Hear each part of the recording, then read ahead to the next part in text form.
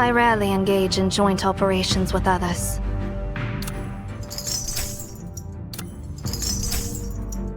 Execute.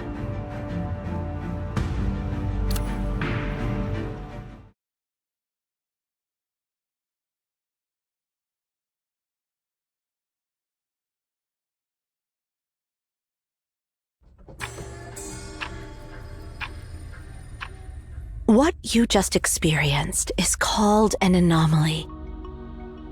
The anomaly originates from that black monolith. We call them beacon. There are numerous beacons and anomalies in the world. That monolith is just one of them. The vision it creates is called the Library of Babel. To put it simply, when the beacon is activated, the space within the tower becomes infinite, and time itself materializes separately. This will result in the creation of a new Library of Babel that exists outside our timeline. So, theoretically, one can travel to the future within the Library of Babel. However, besides you, there is only one other person I know who has experienced it. Cosmos, the one who gave you the pendant. And the messages brought back by people like you are known as prophecies. We have constructed this tower to control and monitor the beacon and the Library of Babel for millennia. We call ourselves Eman. As time has passed, the beacon has been activating less frequently. I never expected it to activate on your arrival. So, my warm welcome is the shocking news that an outlander who knows nothing is now our new director? Your story is as intriguing as your name. It's fascinating that you traveled to the future in the Library of Babel and met another me in a future timeline. And according to my future self, you are destined to rescue us and prevent an evil conspiracy. Well...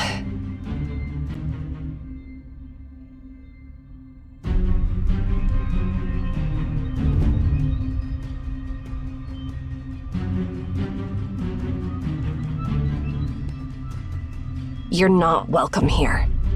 Leave. Now.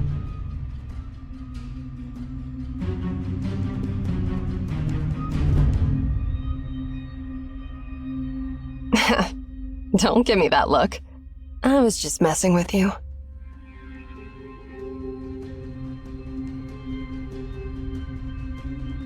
But seriously, doesn't this all sound absurd? Some random outlander shows up out of nowhere claiming to be the seer, and now we're dealing with a piece of scrap metal that's supposed to turn into a bomb and destroy everything. Do you really believe that this copper sphere, lying on a seabed for who knows how long, can still be activated?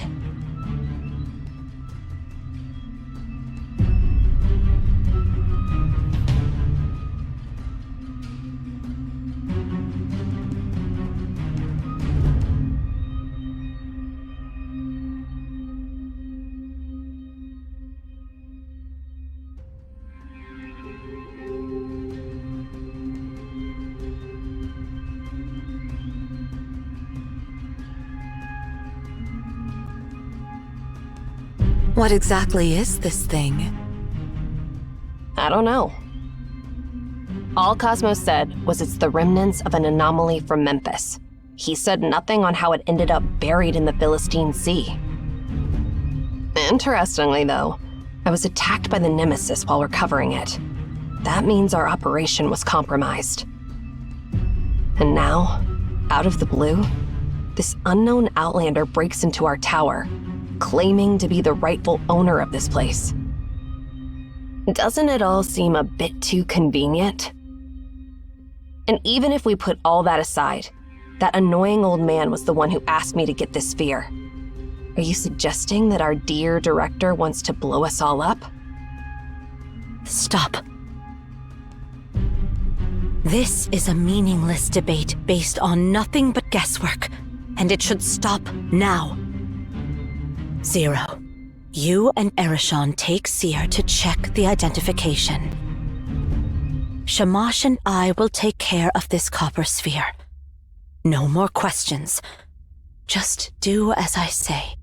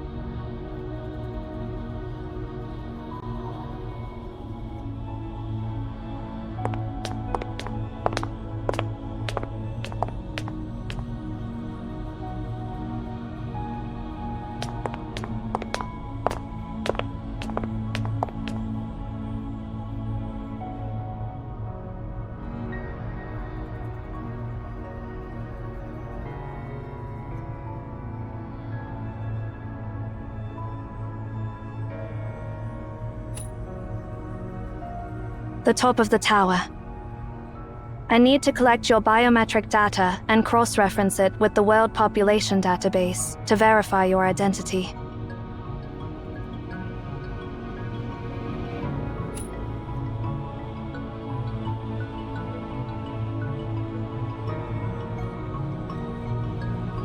Have you ever heard the legend of the tower that reached the heavens?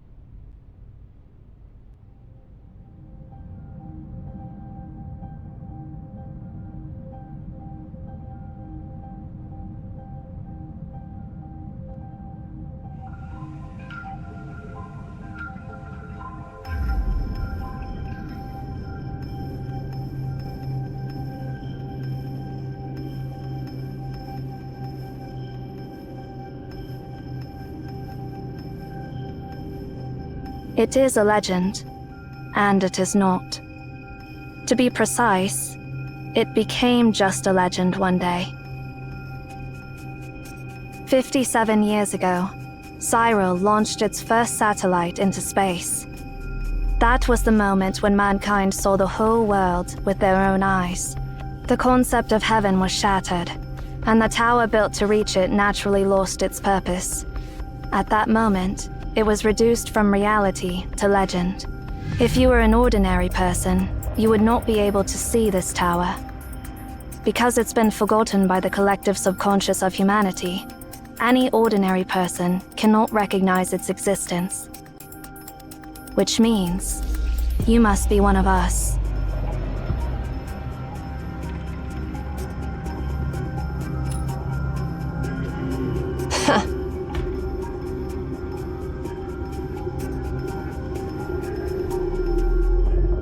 Haven't you realized it yet? You are now part of the legend. Welcome to the other end of the world. Seer.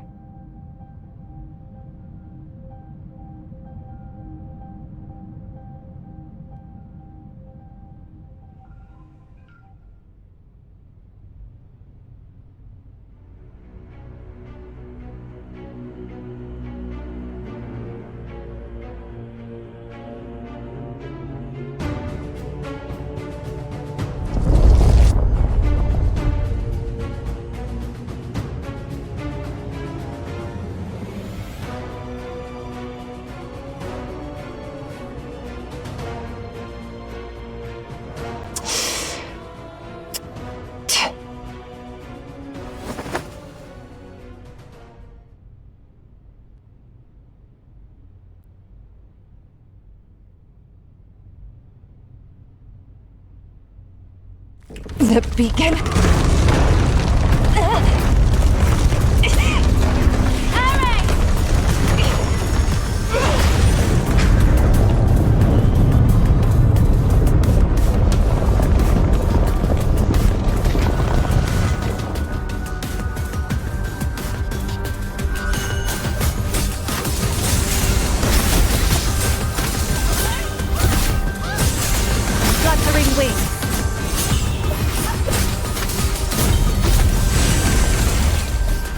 Are you all right?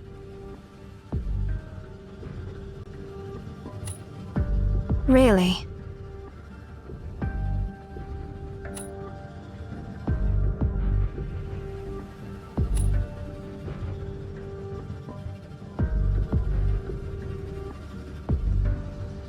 Good to know. The beacon has been activated again, and now we are in the Library of Babel. But do not worry. We are in the primordial sector, the border between the library and reality. Once the beacon is deactivated, we will return to reality, just like before.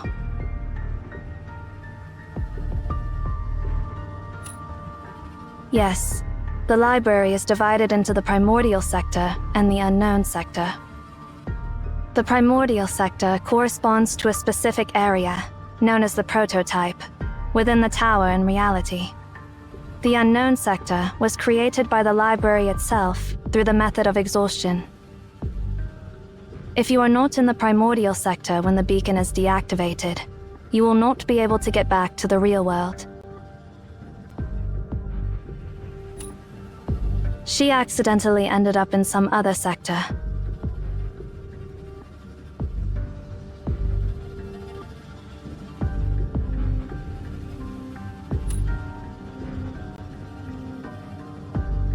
I do not understand why you are asking, but since you are the seer, I am obligated to answer all your questions.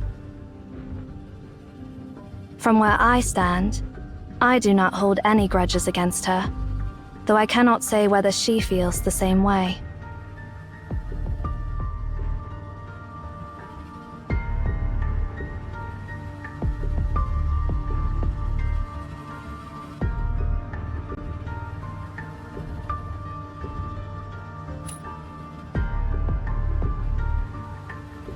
Understood. Please stay by my side. I will protect you. Go scout the area ahead on.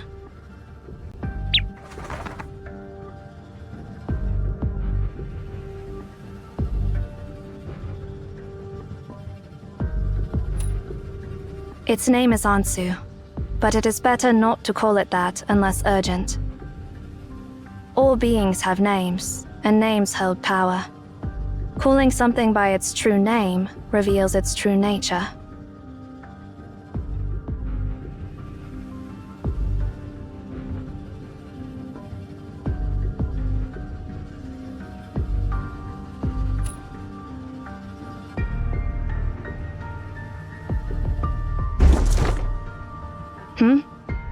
I think I just heard a noise from that bookshelf.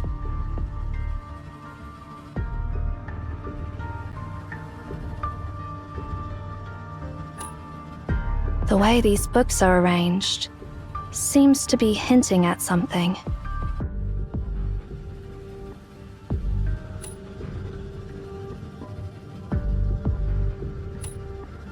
Yes.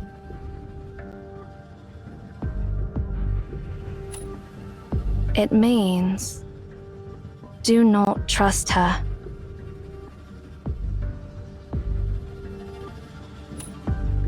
I do not know.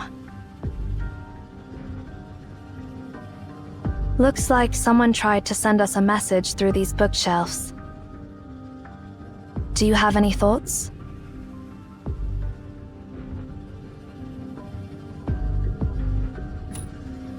You are right. We should let Ereshan know about this.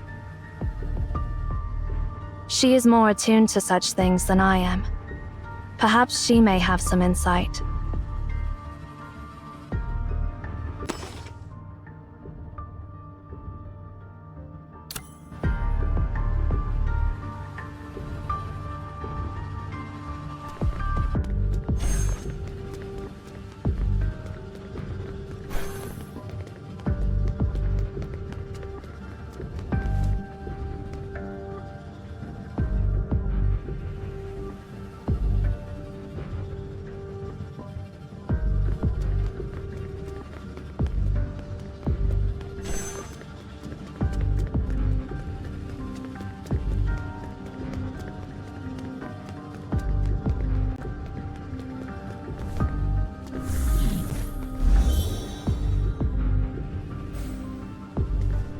This is what happens to the lost ones. No need to feel sorry for them. They're merely byproducts that the library has not fully digested. Fluttering wings.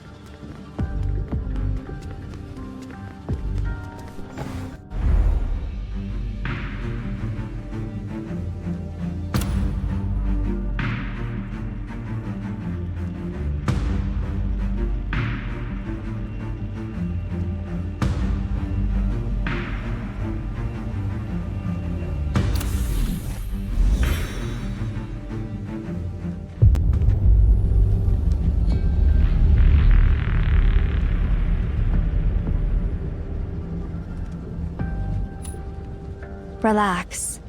The laws of physics in the library do not work the same as in reality. Let's keep moving.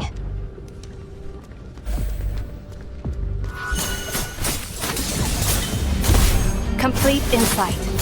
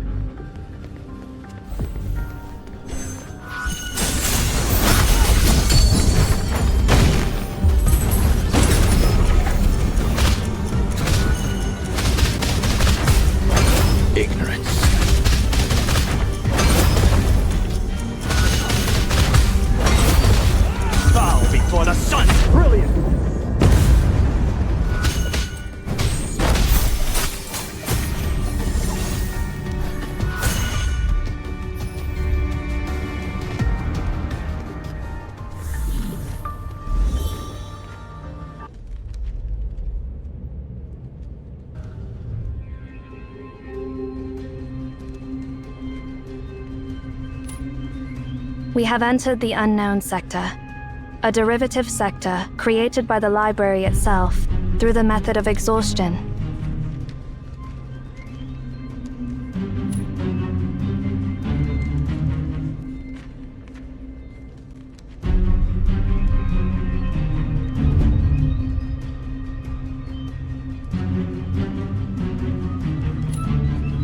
Nothing. What is written here does not make any sense. Do you know why the earliest humans built this tower? Because they discovered that if they offered their words and knowledge to the library, it would generate new knowledge based on what they had given. By infinitely arranging and combining these words, all the history that has ever happened, the things that are happening now, and the prophecies that have yet to come, will be provided by the library. Just like a conjunction in mathematics, this string of digits contains all possible combinations of numbers. Similarly, the library contains all possible combinations of words. This library serves as a repository for the entirety of humanity's known and unknown knowledge. It holds every question ever asked by humanity, with all the possible answers to those questions.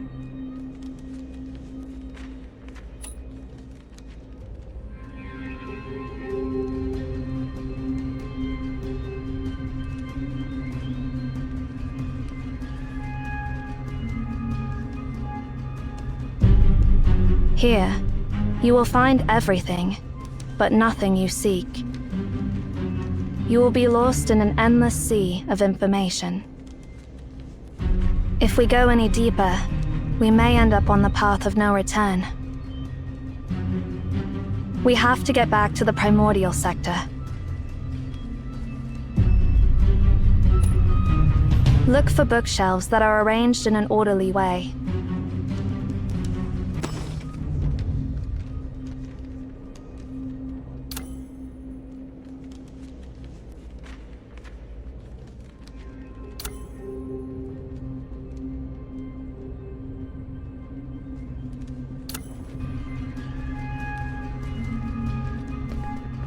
Remember, follow the passage with the most orderly arranged bookshelves, and you will find a way out.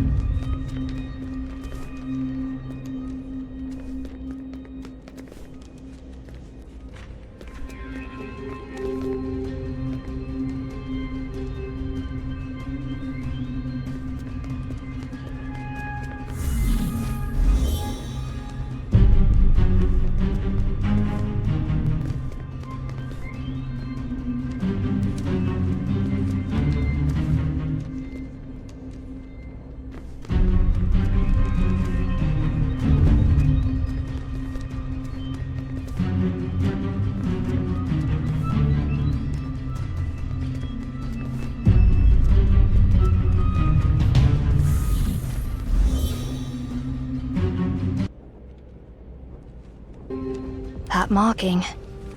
It must be Ares' doing. These traces are new. Causing widespread damage, behaving impulsively, and showing a blatant disregard for the consequences. Quite the way for her to behave. If we continue to follow these traces, we will find her in no time, barring any unforeseen circumstances.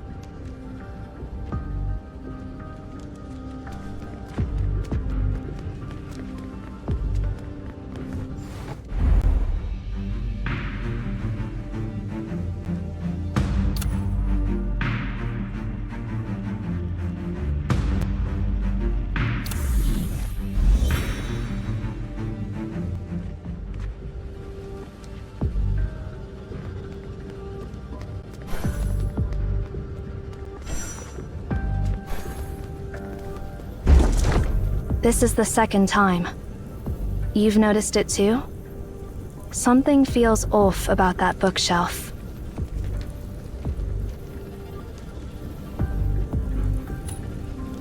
Irreversible. That is the direct translation. Irreversible? What is irreversible?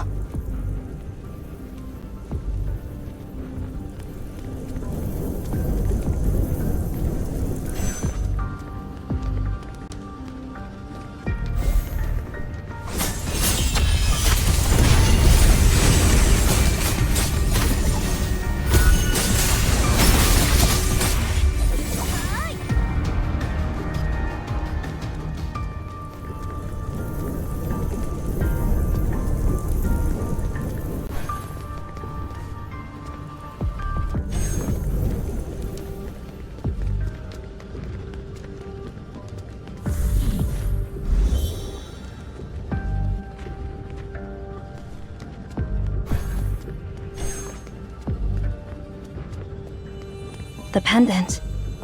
It's glowing.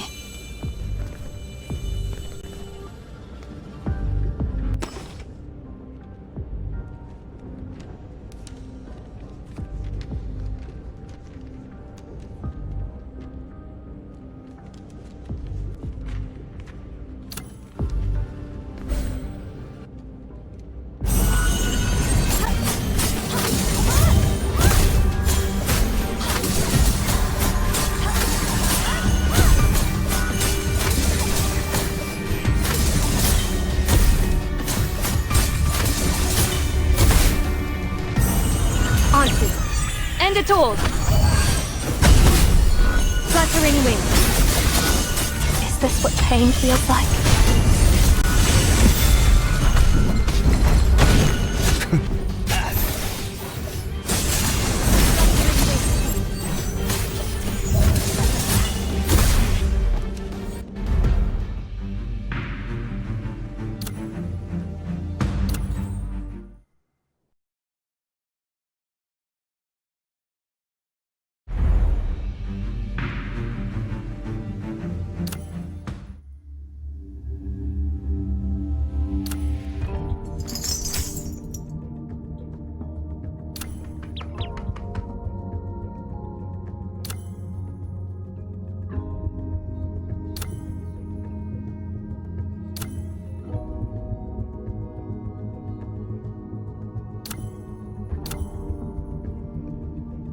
I will record these experiences.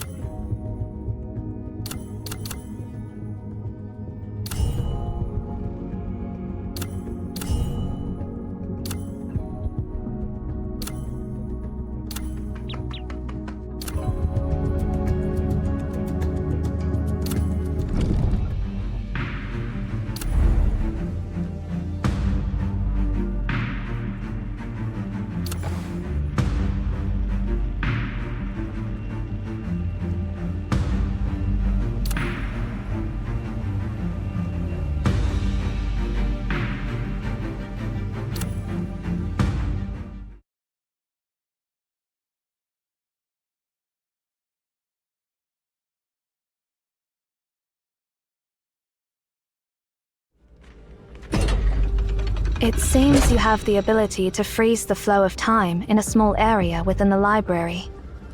Perhaps this power can be of use.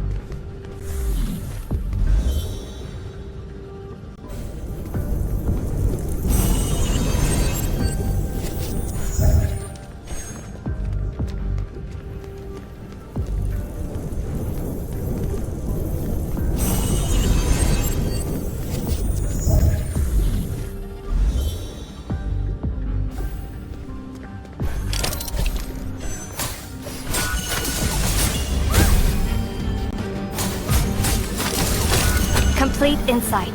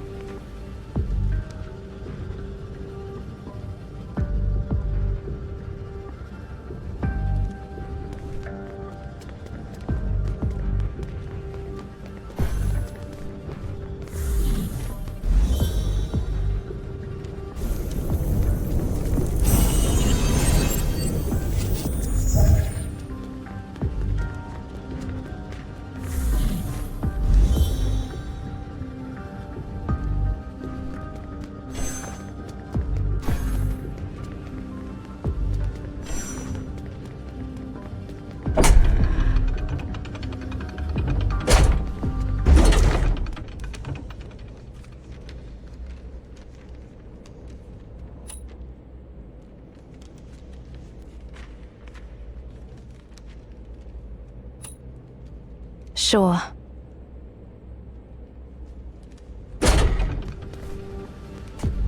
Well, doom is fated. That is what it said.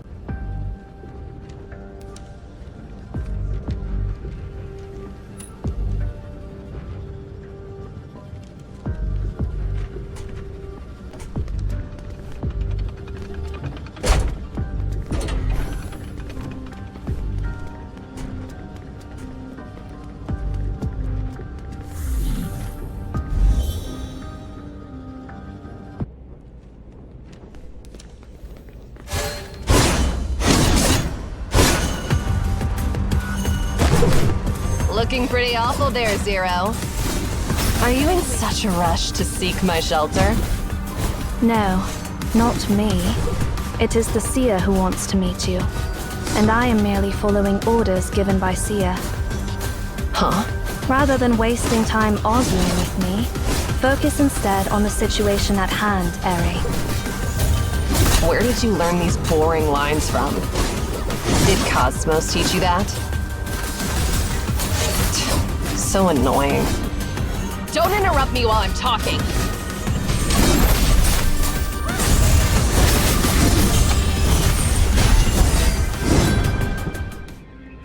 Already calling that simpleton the seer, huh? You are getting more vulgar. Is that a bad habit you picked up during your years outside?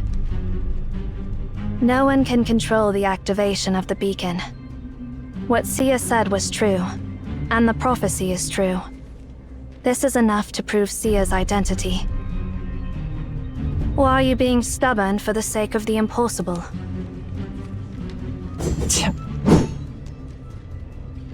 This attitude, caring about absolutely nothing. It's seriously disgusting. I wonder what it'll take to crack that icy expression of yours. I do not understand why you are so fixated on something beyond your control.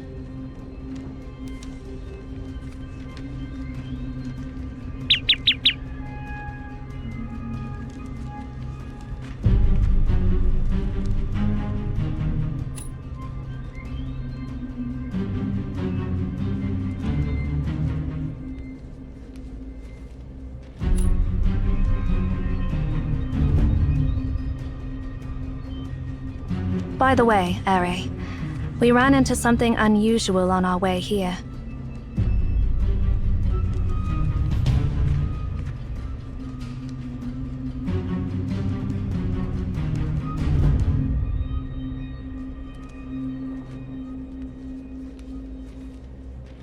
Is there anything in this place that isn't weird? Instead of getting sidetracked by irrelevant stuff, perhaps we should focus on what to do next.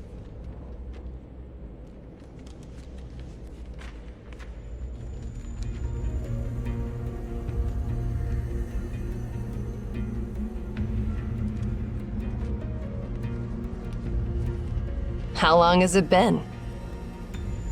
Based on our subjective time flow, it has been 2 hours and 25 minutes. That's surprisingly long.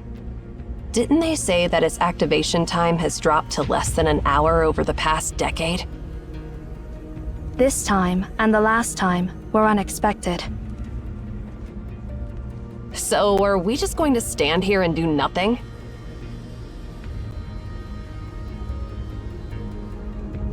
But we still have a chance. This sphere is actually a machine that can be harnessed, and there is a command to stop it.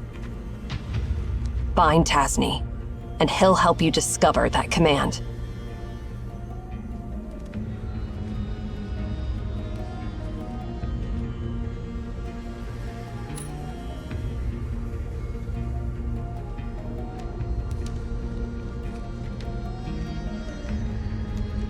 That reminds me. Looks like we don't have to stand around and wait after all. There's one more thing we haven't verified yet. Didn't you claim you can scan the library? And didn't you say that the future me asked you to find Tasny?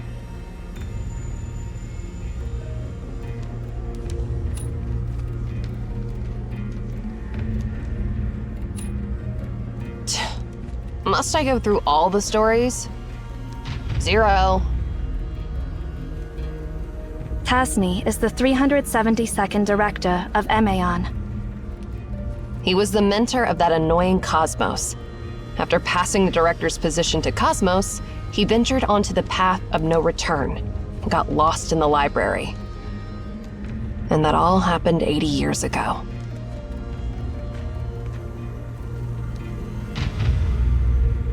So, if we want to see him, we have to go back 80 years.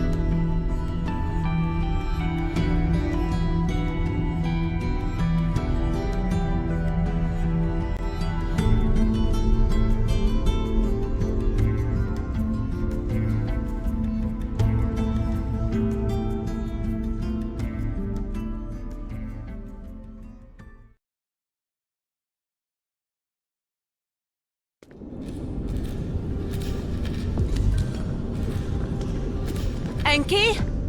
Enki? Where are you? Ninsar?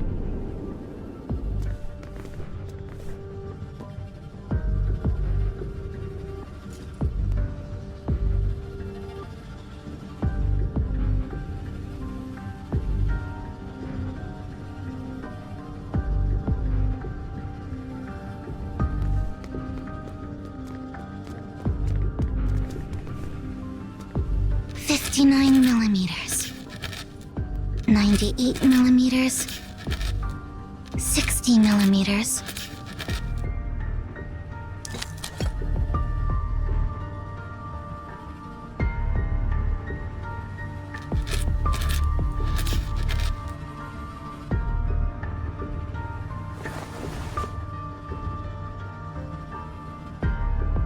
No, it's all gone.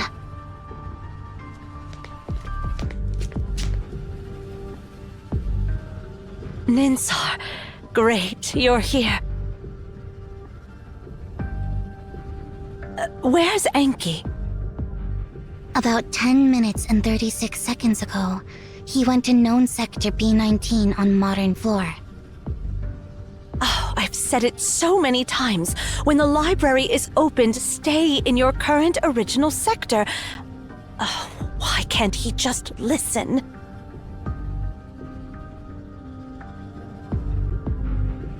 Hold on. Sector B19. Isn't that the starting sector where the squad of no return was before they departed? Yes. Oh, what a troublemaker. This Tasny's child is just a carbon copy of him. Judging by his speed and usual antics, he should be in sector A87 on the same floor. You're fast, Nana. If you go after him, there's still time. All right, I get it.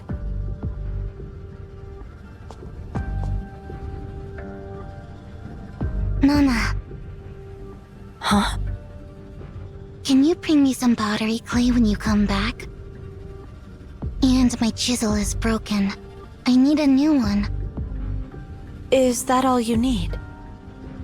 Yeah, that's it.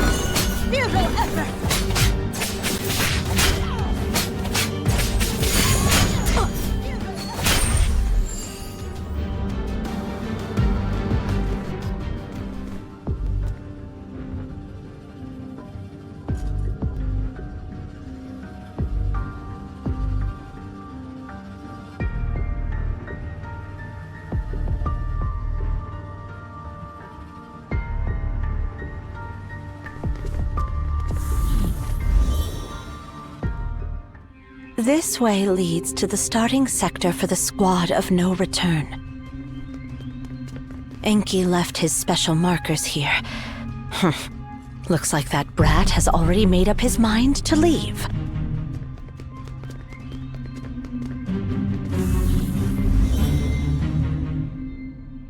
Enki!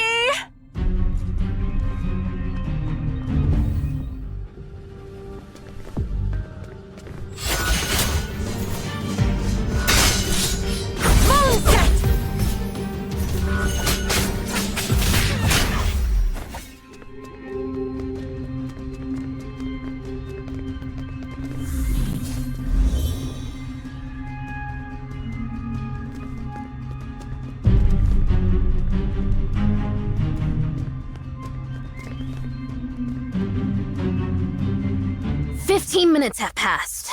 Good. The biggest obstacle to my plan hasn't shown up yet. Once I cross the next sector, I can blend in with the squad of no return. And this time, I will...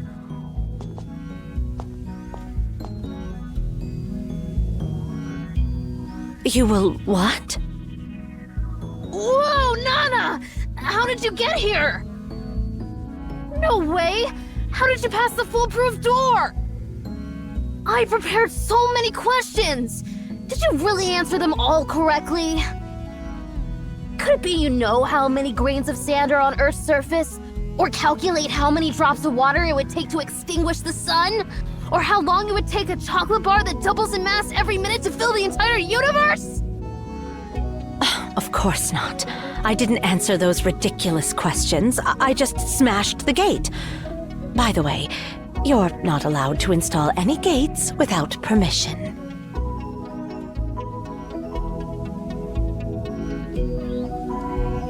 I protest! Only the most despicable of brutes would resort to such a crude method to bypass the foolproof door!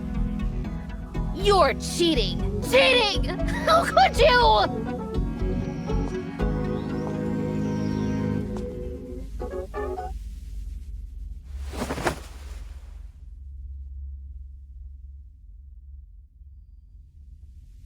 A stinky brat who doesn't follow the rules has no right to protest.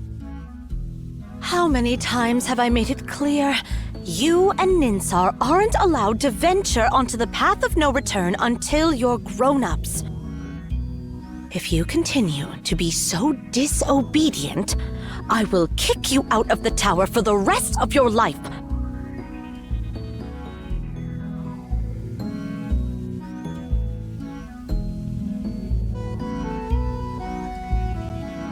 Please, Nana, don't.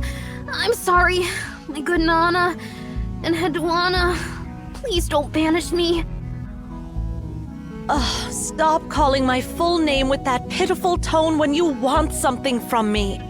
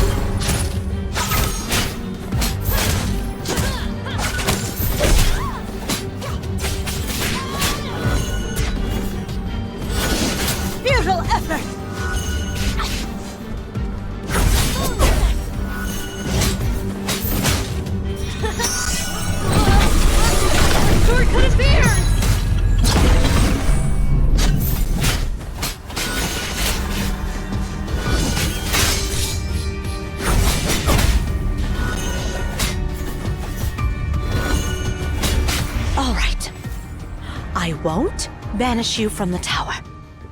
But in return, behave yourself and go back to Ninsar.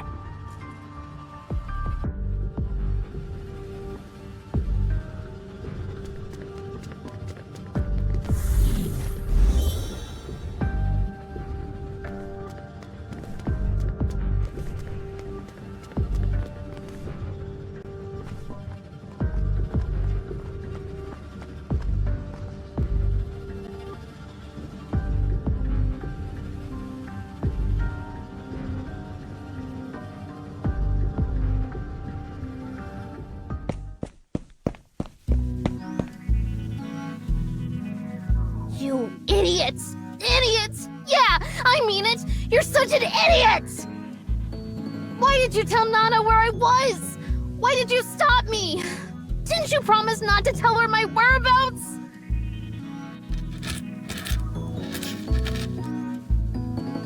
That was just your one-sided request. I don't remember agreeing to it. I don't care! You're made and stupid! Ninsar is a dummy. I'll never play with you again, and I'll never talk to you anymore. People who don't keep their promises are the worst.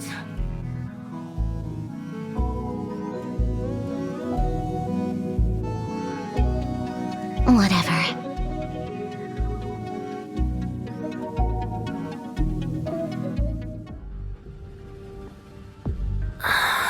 Hey. Idiot. Idiot. Ninsar. Ninsar.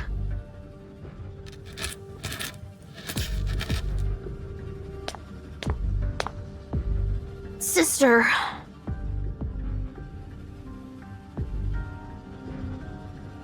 What's wrong?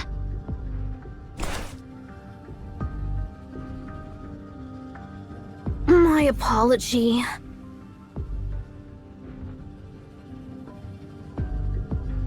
Here, I fixed it for you.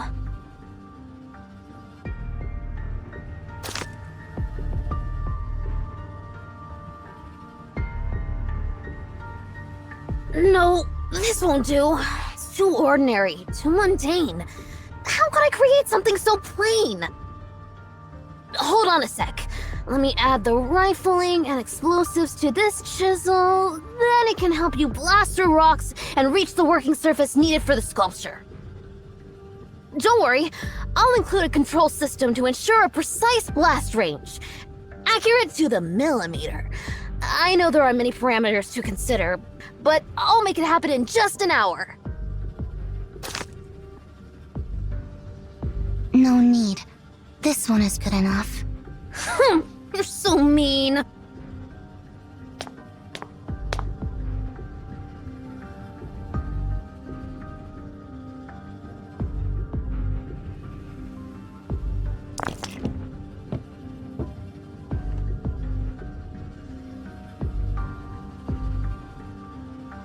I'll call this child Mer. All right, not a bad name. Well? Sally has been interrupting my work lately. Can you do something to make her quiet down?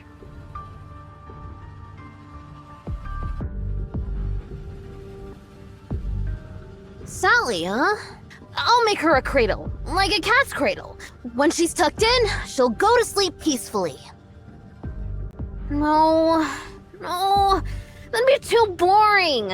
Let's see. I'll add some extra features. How about this? I'll make a special cradle that, when you place any creature inside, it won't need to eat, drink, defecate, or lose hair. Forever in peaceful sleep. Alright, let's go with that. But I don't have enough materials to make my genius idea come true.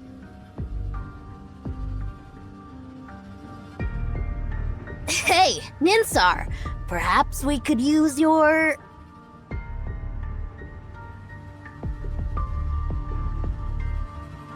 No way. Don't touch what I've fixed.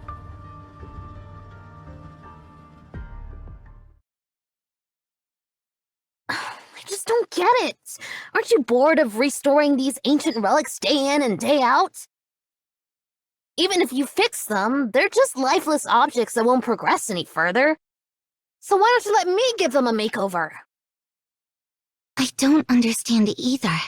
Why do you have to make Nana angry? Why do you always want to go deep into the library? If you have questions, just ask me, and I'll give you the answers. You don't need to find your answer in the library. What are you exactly looking for in there?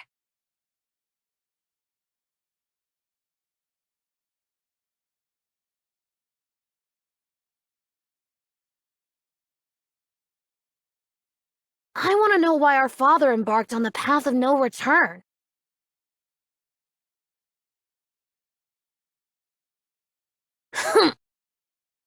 So how about stop acting all smart if you can't even answer such a simple question, sister? If I can go deeper into the library, maybe one day I'll meet our father and ask him that question myself. You know that's not going to happen. He left 10 years ago. Even if we set out now, we'll never find the time sector he's in. Please, Enki, don't say anything like that again. Whether inside or outside the library, humans' short-sighted perspective will always prevent them from seeing the truth. Don't let the library consume you.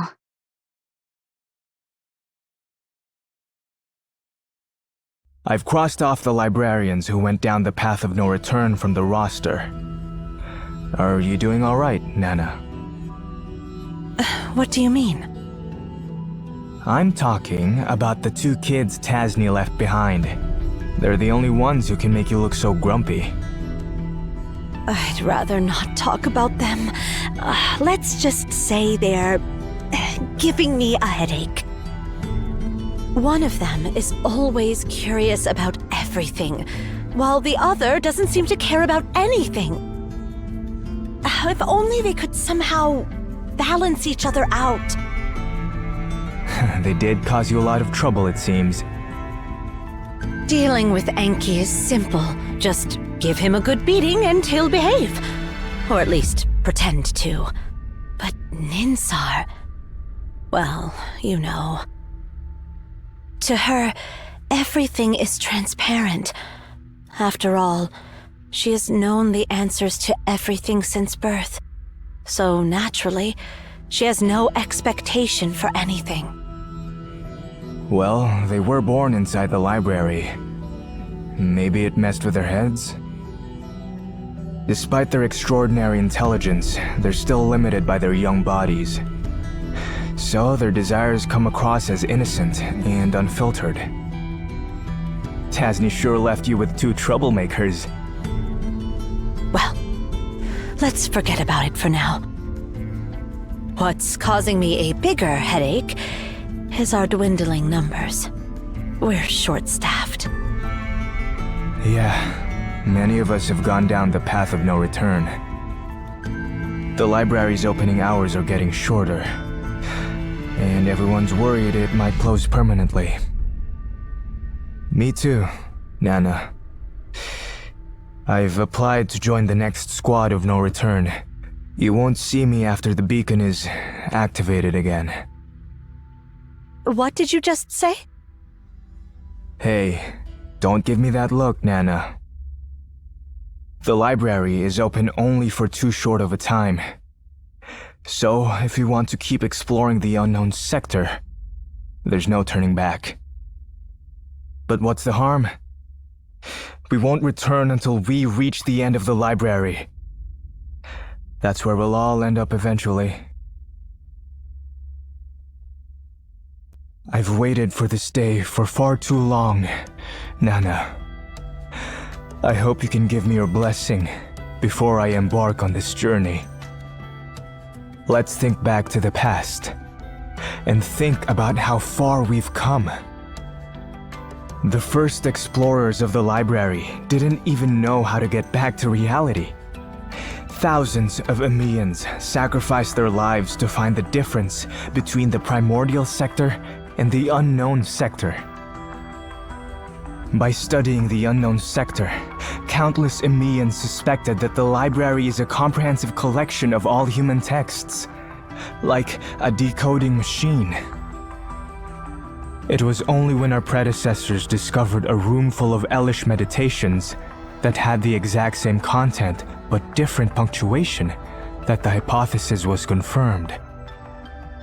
Based on clues, records, and legends, our predecessors started to realize that the library might contain things from different eras.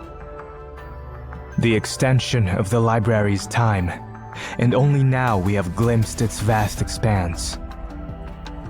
Until recently, some of us suggested that there is no separate time dimension within the library, but rather, time itself is an extra dimension that has always existed. I'm genuinely curious about what else this library holds. Nana, I'm really curious. What is it exactly? Does it have an end? And why does it keep creating new content? There are so many unknowns ahead, and I must embark on this journey. How can I resist? Pray for me, Nana. If we meet again in the future, I'll be sure to have the final answers. And when that time comes, I'll share everything I've seen and heard with you.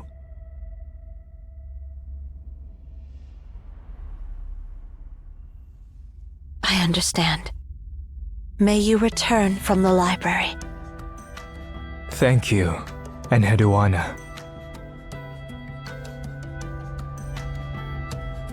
Although, I'd prefer to meet you again on the path of no return.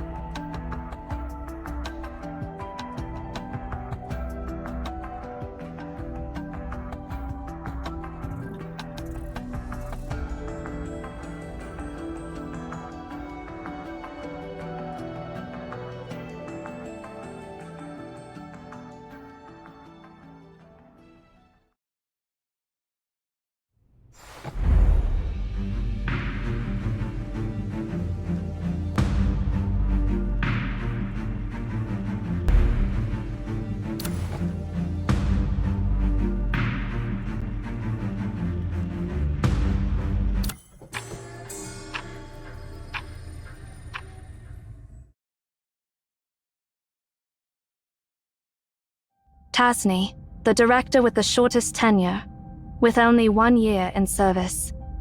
There is very little information about himself. Nevertheless, his inventions could fill an entire encyclopedia.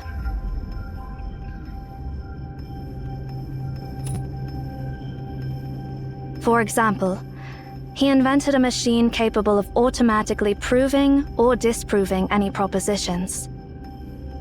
He even created a model for the expansion and cooling of the early universe after the Big Bang. Legend has it that he embarked on the path of no return to create a new language that could bridge all communication gaps.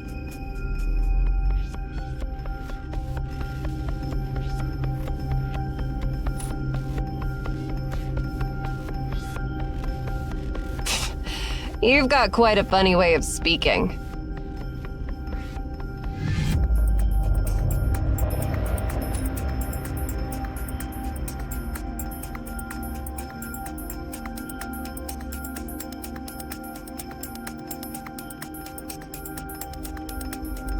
The path of no return is a ritual passed down among us. It means a one-way journey, signifying that someone is determined to never come back until they reach the end of the library.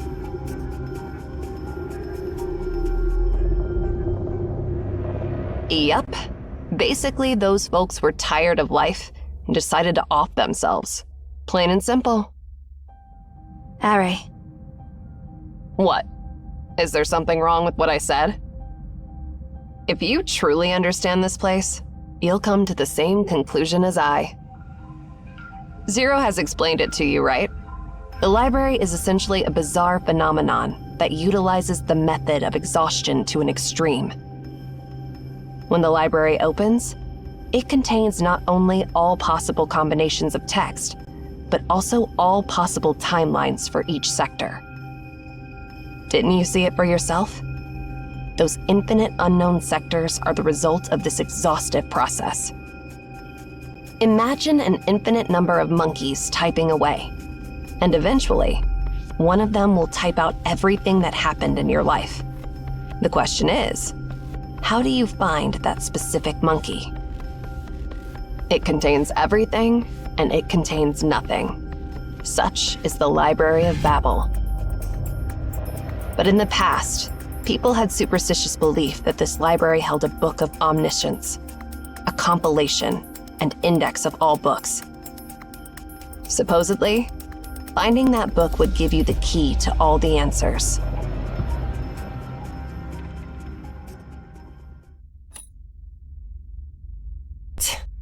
No.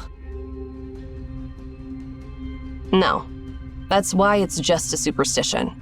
Nowadays, few would go down that path for such nonsense. Once you embark on the path, you must leave at the exact same time and the exact same place you entered before the closure. Missed, and you can no longer return. With the library opening for shorter durations, exploring the unknown regions will inevitably lead you to the path of no return. You said you could scan the library, but it seems like you're clueless about what it really means.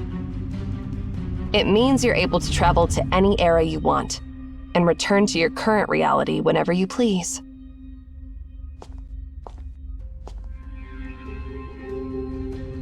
Do you understand why countless Emaons are so drawn to such superstition about the library? It's the unknown.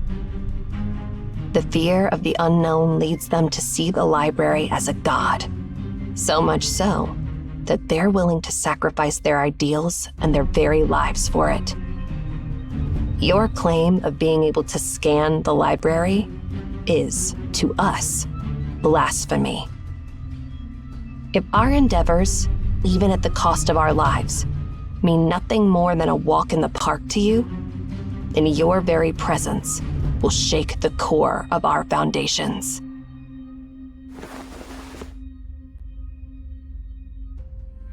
So, if you're truly the seer, how far back in the past and future can you see?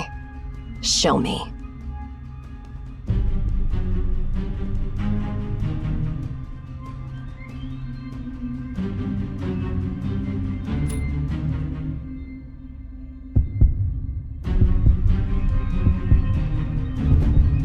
Ari, stop it.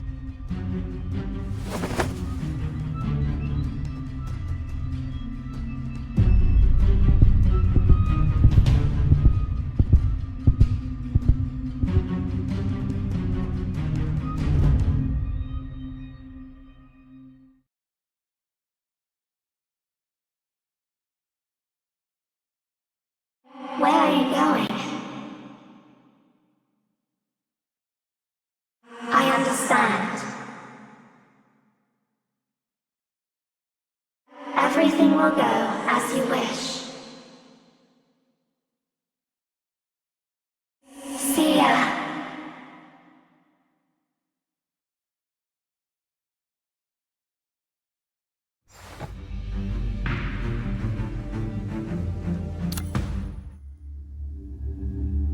Huh? What's this place? Oh, it's you. Looks like you brought us to quite an amazing place. No wonder. Ever since I first saw you, it felt like your soul was looking down at us from a very distant place. Ignore my quirky words. Pretend I'm just a whisper in the wind. I'd love to explore this spot first and quietly witness the marvels you'll unveil to me next. Oh, by the way, that silly bird has something to say to you. How about indulging it for a bit?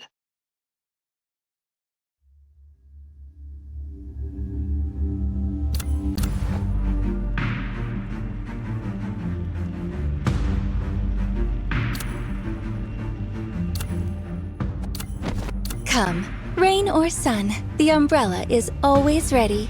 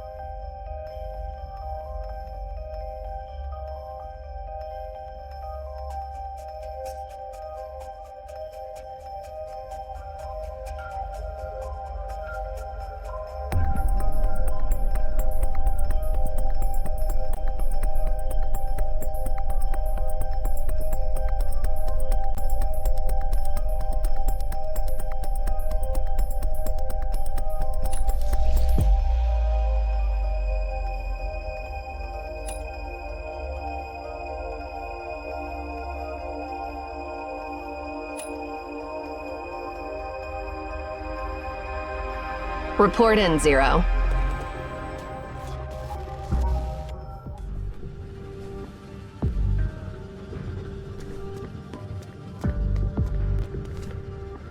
It has been confirmed that the sector we were previously in was B80, and 3 years ago, the content of the books in this sector was changed to modern computer theory. For 100 years before that, this sector was exclusively dedicated to astrophysics.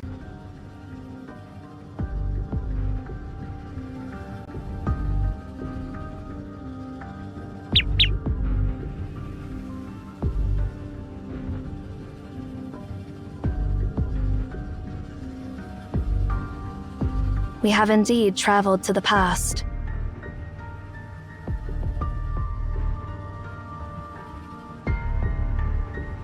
How did you perceive it? There were no signs, no warning. For me, it ended in the blink of an eye. Me too. Hey, I'm talking to you. How did you manage to do that?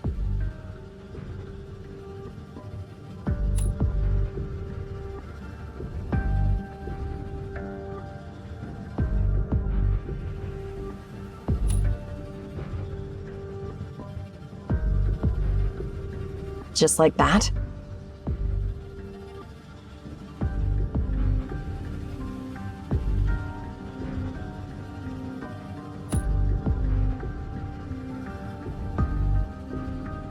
That doesn't make sense at all.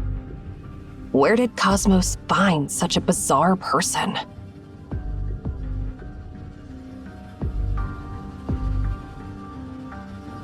I should just stop calling you the Seer and start calling you the Almighty Time Machine.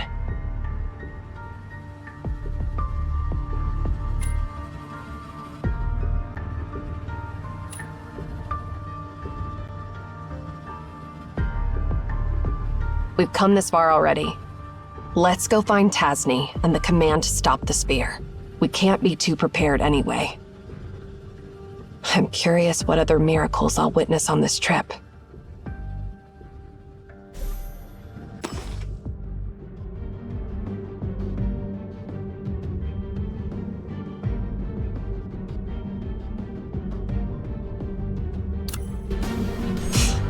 I hope you guys won't bore me to death.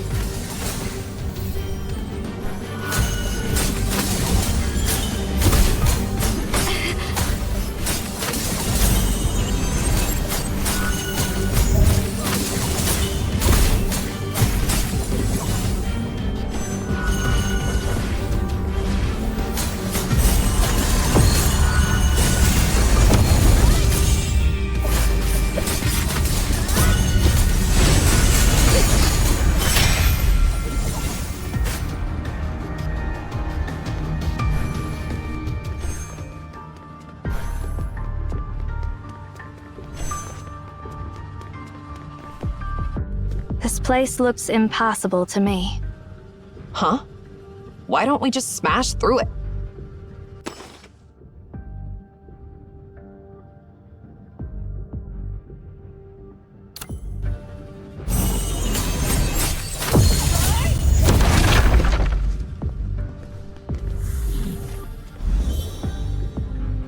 How are we supposed to find Tasny? I mean, this place shows all the possible moments of every second, right? You think just finding the right time will lead us to the right person?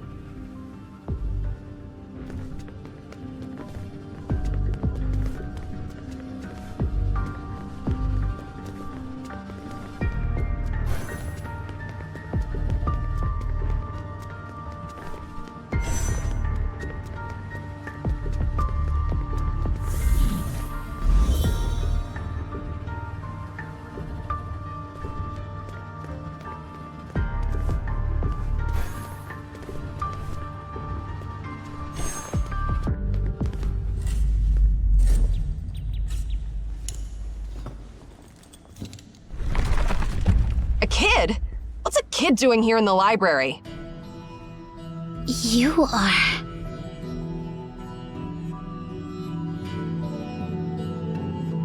So, you're the successors from the future.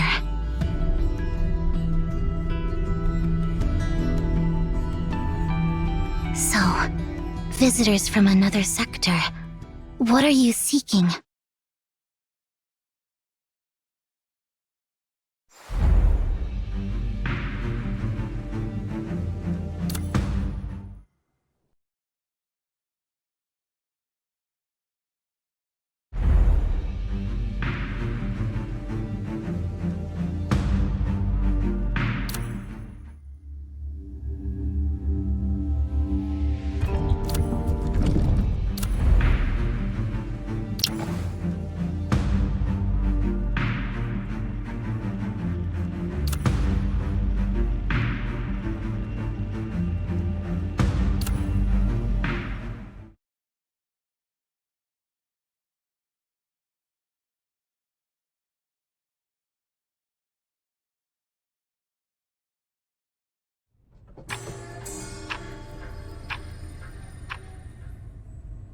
I see. It seems you've undergone unbelievable adventures to finally get here.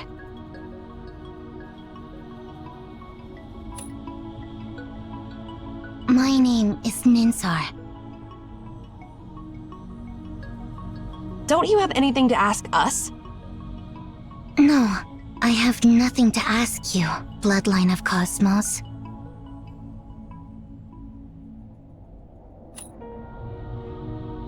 How do you know?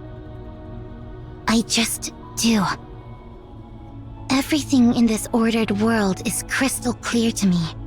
I know all the answers to any question, without any rhyme or reason. However,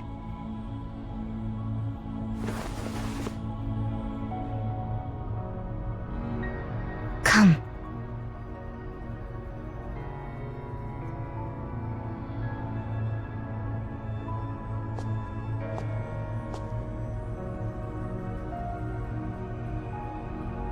The seer, right? So, the future cosmos did receive an interesting prophecy. I knew that a person who was so good at disguise wasn't as ordinary as he seemed.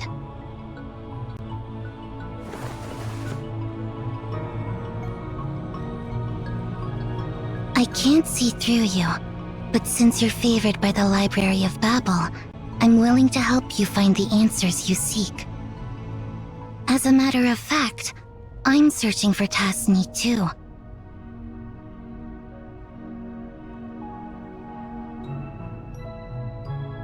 Tasny is my bloodline.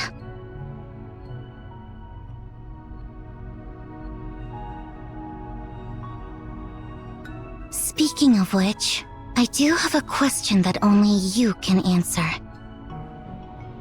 Have you seen a librarian named Enki on the list?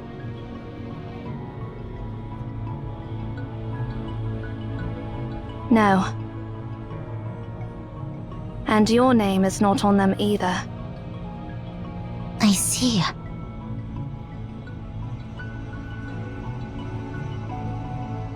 Looks like neither Enki nor I have returned from the journey.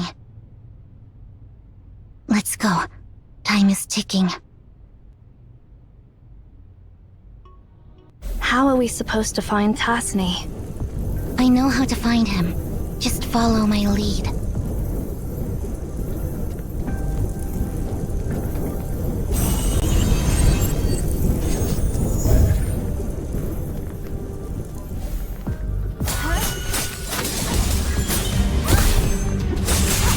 Fluttering wings. Let's go down the stairs.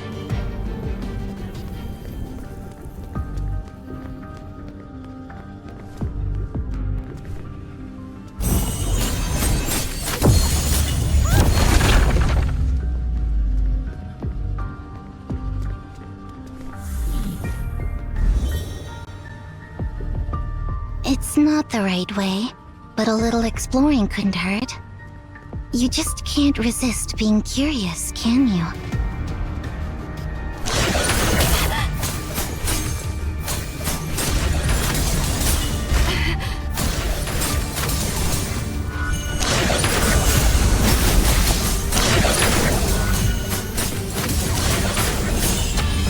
Full.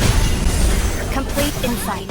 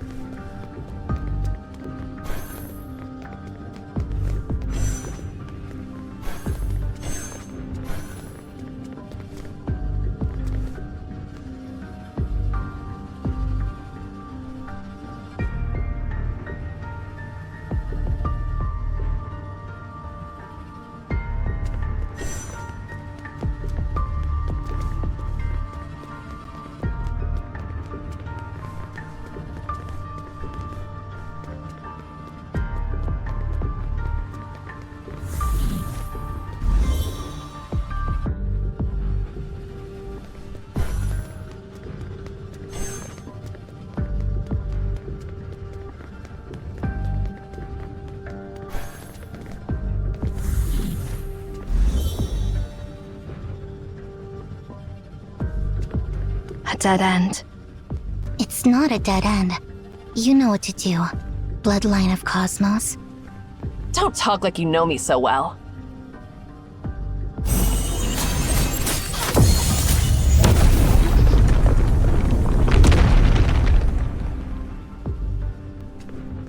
Who's that Enki you mentioned earlier? He's my younger brother. He ventured down the path of no return before I did. I went out to find him and bring him back. But now it looks like I failed.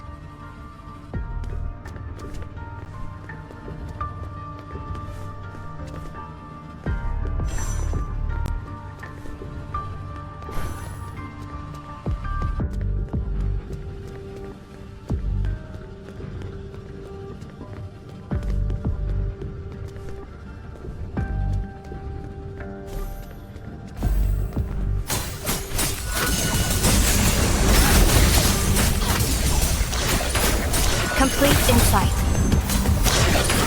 On. End it all.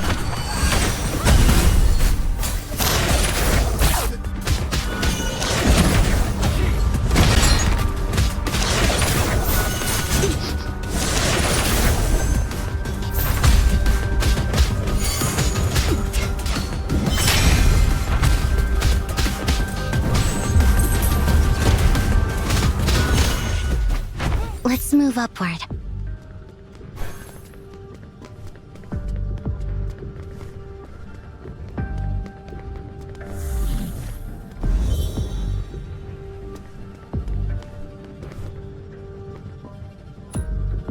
Because your partner already told me the answer.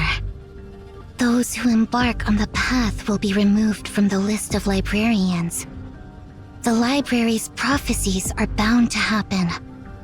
All those prophecies are predetermined facts.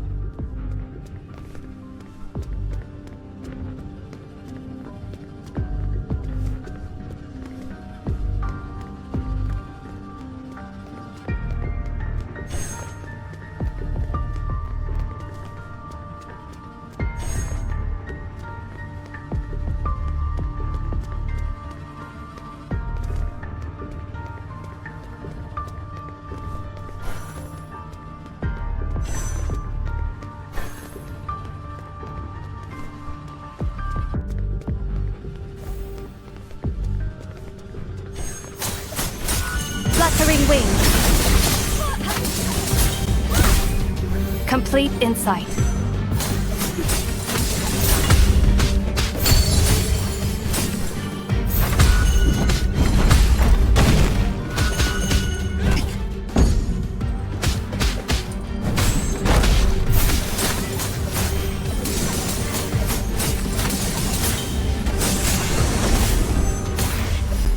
The director's office is on the other side of this area. Let's head in that direction.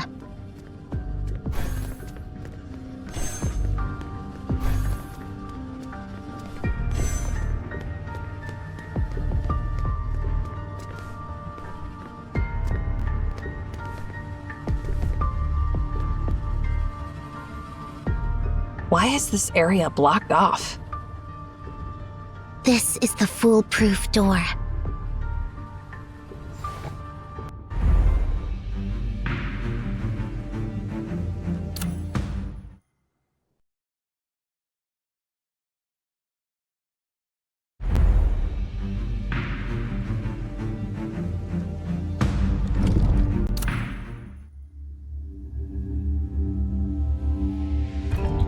The library is very important to me. Aside from it, I don't have anything else.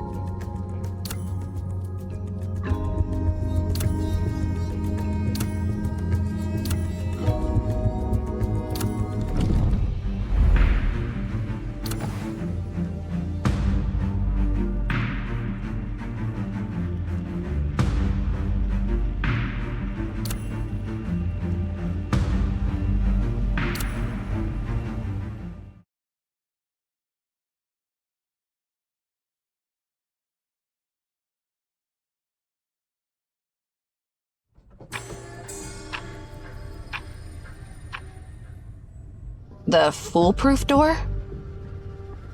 Yeah, the coded gate set up by my stupid brother. It'll open only when all its questions are answered. Sit-Doc, here's your question. How many moons would fit inside one Kepler 452b? Huh? Who in the world knows the answer to such a question? 249. Correct.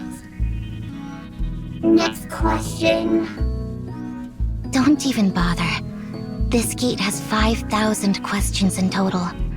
Going through all of them will take you days, even without any breaks. Let's just blast it away. No, it won't budge.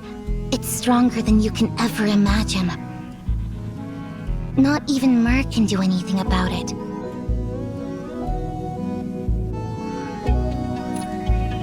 Enki left a back door so that someone could open it.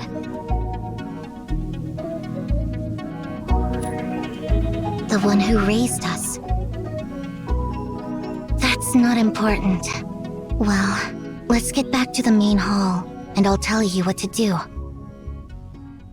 See those messed up books?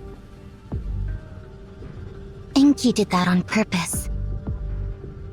Just put them back on the center shelf in a specific order, clockwise, and that gate will open.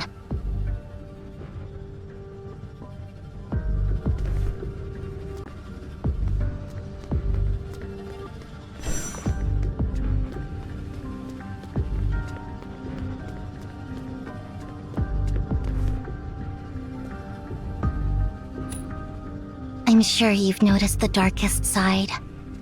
The moon never turns its back on us. She's always accustomed to tidying up everything from that direction. Start with the darkest side, and place the books back on the center shelf in a clockwise order.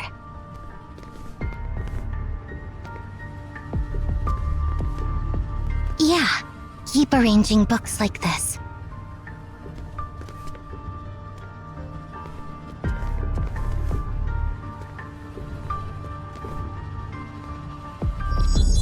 The gate should be open now. Because the one Enki fears will calm down after things are sorted.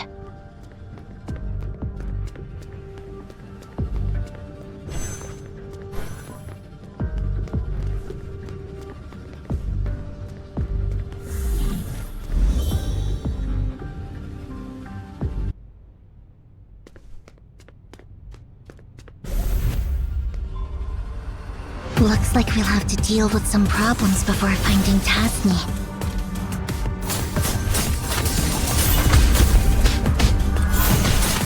Fluttering wing. Fall.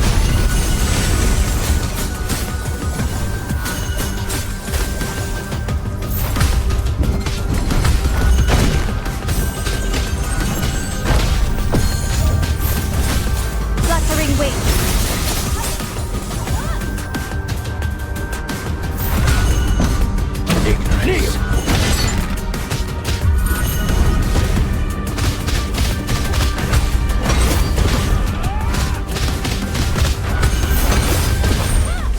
Go check under the desk. There, you'll find the answer you're seeking.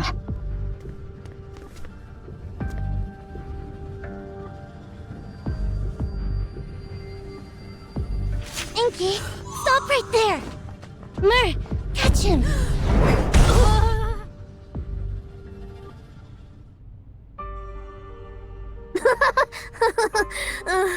Long time no see, Minsar.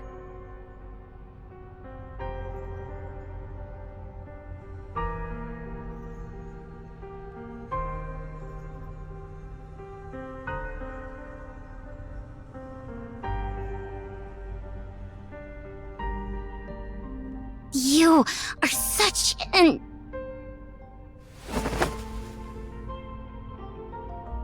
Sis?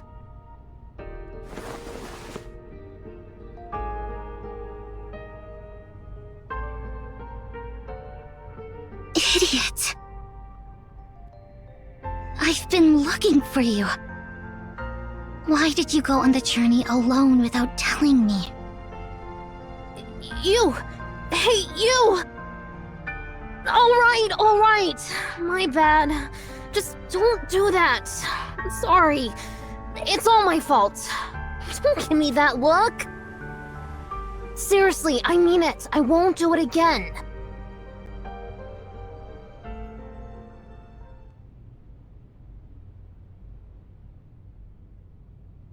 By the way, who are they? Why don't you introduce me to them? Hey there, guys! Are you Ninsar's friends? I can't believe my silly sis actually made friends. I'm Enki, her younger brother. That's obvious, right? Well, I mean, if that's not obvious to you, then your stupidity would go beyond the height of folly. Your outfits. Are you also Emaons? But I've never seen you in the tower before. Are you newbies who joined after I left? Wow! Then you must have heard about me from my stupid successor, Cosmos, right? Exactly!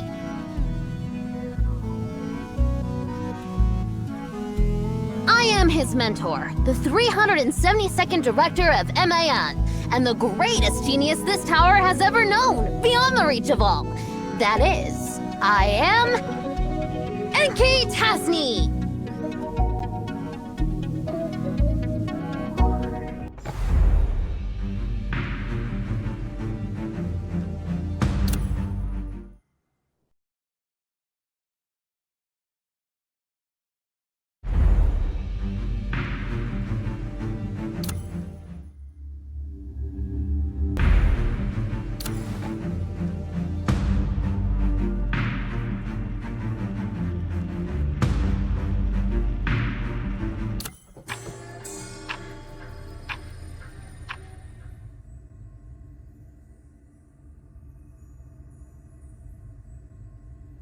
This is your office, Director.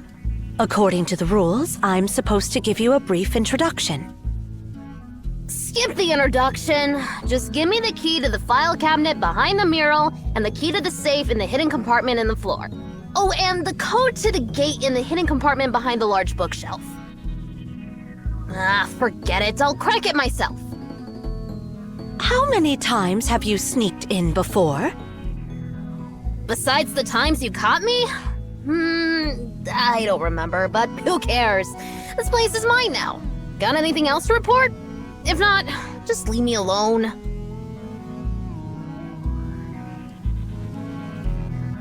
This is the password for the Tower of Babel's core server, along with the key to the first original archive of historical documents. And here, the highest authority password for the CAVE Central Database. Are you even listening, Director? The CAVE leaders have been notified about the change in MAON's leadership, and they're planning a remote meeting this afternoon. Put it off. Huh? Or, better yet, you can attend in my place. I didn't become the director just to listen to those blabbering idiots. Enki. We are MAON, the mouthpieces of the gods. We are obliged to listen to the prayers of the travelers from all directions and solve their problems. This has been the teaching of the MAON since it was founded. You are now our director, our spokesperson. You must take your responsibility seriously. It's not something you can just say no to.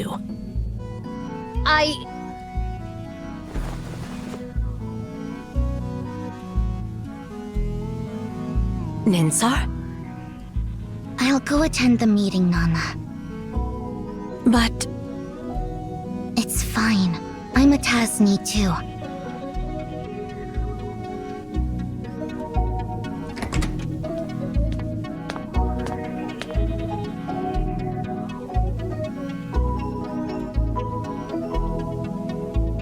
Back from the meeting with that bunch of morons? Anything interesting? Well, forget about those idiots. I'm about to optimize the Foolproof Door to version 8.0. Come and see what other questions I can add here.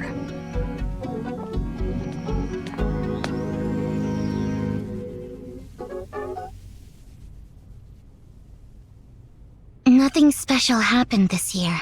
All the other beacons, except the black monolith at the Tower of Babel, have stayed quiet. I knew it.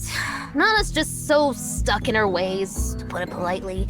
She said she listens to the prayers of travelers from all directions when, in fact, she just wants to check for any anomaly and keep tabs on everyone around the world. Obviously, we all know that anomalies have occurred maybe once every decade, if that, over the past century. Seriously, they should just disband this so-called CAVE. When was the last time we heard anything about Nemesis? They've been gone for years. If you ask me, they're smarter for bailing early after seeing the writing on the wall. But something interesting is going on between Polestar and Cyril. What's so interesting about countries' politics? They can do whatever for all I care. It's always about famine, plague, and war. Same old boring stuff over and over again.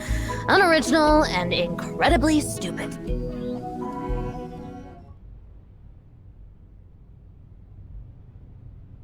They're having a contest about the same old boring stuff. What kind of contest?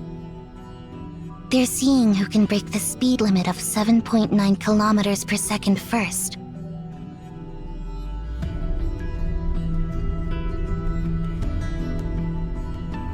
So, who will win? Cyril.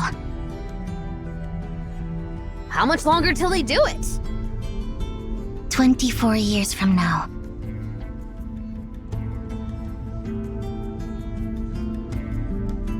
I guess I'll have to pick up my pace. Pick up your pace for what?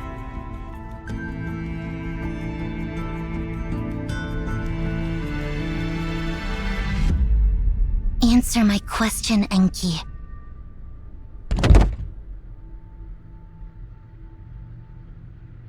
Or the Foolproof Door version 8.0, of course! Once it's done, no one will be able to disturb me anymore! This time, I'll add 1,000 questions so those dimwits won't be able to finish the game within their lifetime!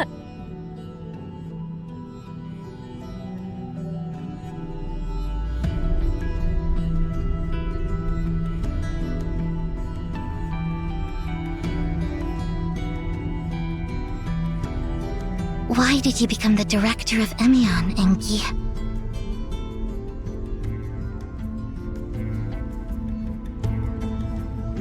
Whoa, is the sun going out? Can't believe you're actually asking someone a question! I know the answer, but I want to hear it straight from you. Well, I guess I'll have to give you a serious answer, silly sis. Because the director possesses the highest authority, not bound by any rules. Nobody can stop me from doing what I'm about to do, not even you or Nana. When the beacon is activated next time, Ninsar, I'm going into the library, searching for its end.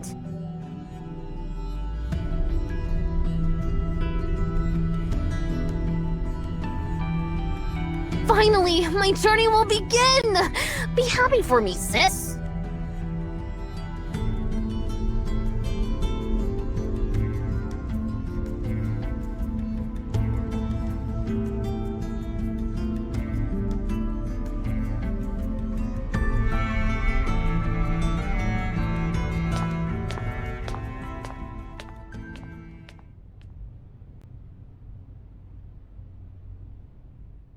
What's wrong, Ninsar?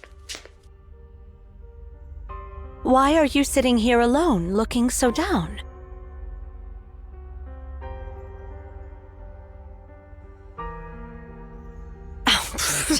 Stop it. Both you and Enki are so smart, yet so childish. It's moments like these when I realize you guys are still just kids. Remember, I've watched you both grow up. I can tell when something's up, even if you're trying to hide it.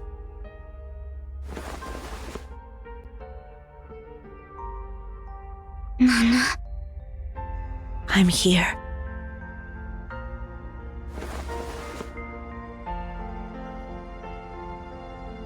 Nana, and Hidwana. I'm here. Enki is about to leave, isn't he? Yes. Yeah. Recent events seem to have made him anxious.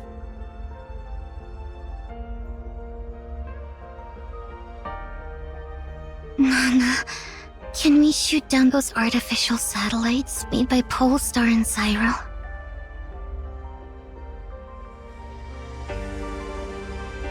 Well, if you asked me to destroy the moon, I'd be tempted to give it a shot. Unfortunately, we can't, Ninsar.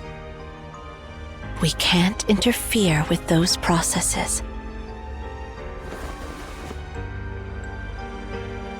Just like we can't stop geocentric theory from being proposed and heliocentric theory from being discovered. We couldn't stop humanity from discovering that the Earth is round, or stop gravity from making that apple fall. Likewise, we can't prevent the discovery of the gravitational constant, or the launch of the first artificial satellite into the sky. Sooner or later, the rationality of this world will reach a point where it won't tolerate anomalies, or us. At that time, we'll quietly step off the stage for the sake of our compatriots still living in the cave. No need to be sad about it. It's an inevitable process, an unstoppable tide. Sleep, Ninsar, my sweet girl.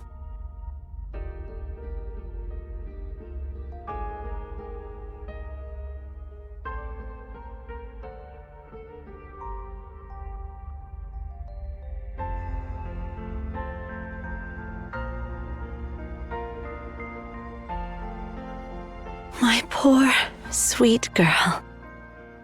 Sleep now. Sleep in peace.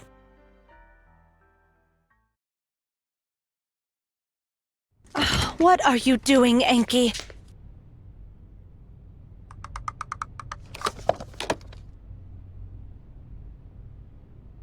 Ninsar complained to me about Sally always bothering her, so I'm making a cradle.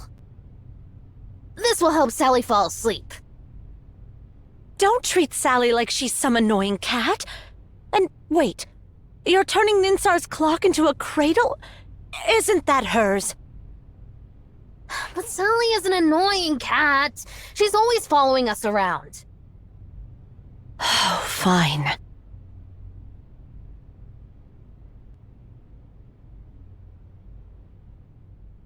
Let's talk about something else. I just spoke with Ninsar, Enki. You shouldn't have made your sister so sad like that.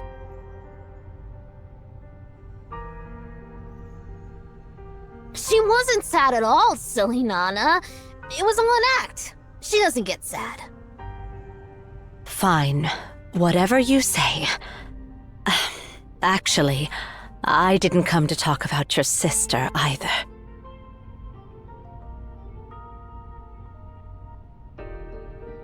You're well prepared, aren't you?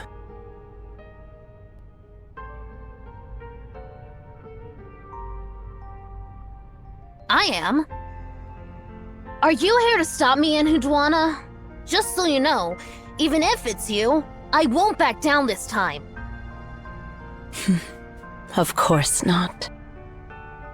When your father, Tasny, brought you back from the library, I had a feeling this day would come.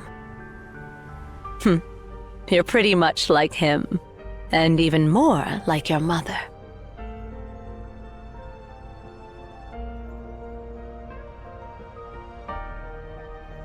Our mother? Yeah, your mother.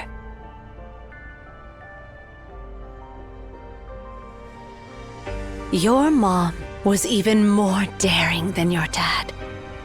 She gave birth to you while exploring the library, and after entrusting you to Tas, she continued her journey without hesitation.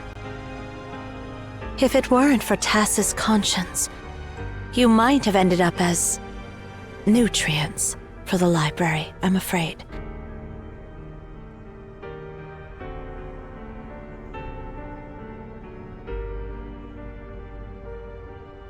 That's a shame.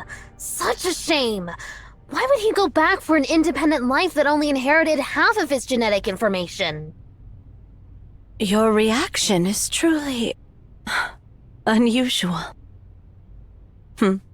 But yeah, that's what makes you their child. It's love, Enki. The answer is love. His love for you overcame his faith, and his desire to ensure your survival surpassed his longing for the path ahead.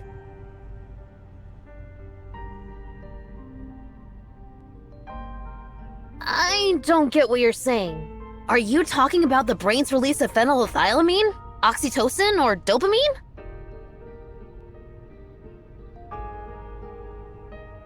No, none of those. Remember this, Enki. No matter what, you and Ninsar are human beings. Only by understanding the vulnerability of being human can you appreciate the significance of strength. And only by knowing the brevity of life can you see the splendor of eternity. Once you understand what I'm talking about, you'll truly become an adult, instead of a kid driven purely by curiosity. I don't like that look you are giving me, like I'm an idiot. Well, you are.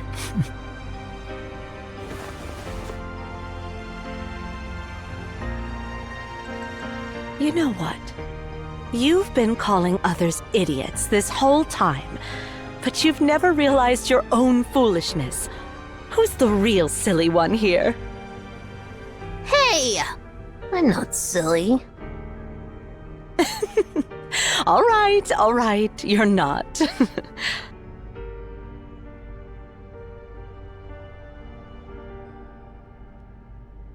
I've seen your determination to explore the library.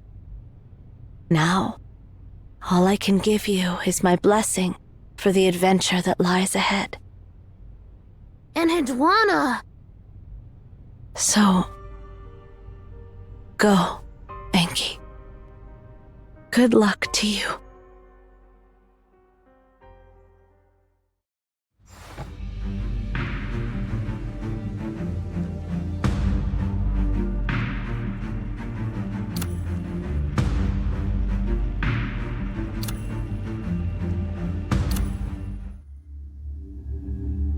Huh? We're back here again?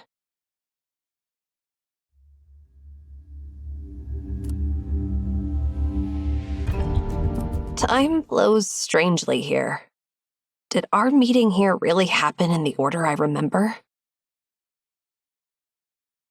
Forget it. The point is, now I'm convinced this place is crafted by the Library of Babel solely for you, detached from all time and space dimensions. You're able to go to any specific moment in time you want using this place, right?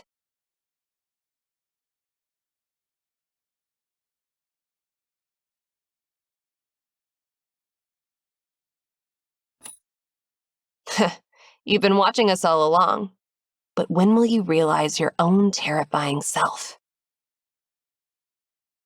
At this very moment, what lens are you using to observe us? All right, enough chit-chat. Come on, use your amazing powers to take us to the next destination, will you? Even though he's just a noisy brat, still, let's not miss our appointment with the kid.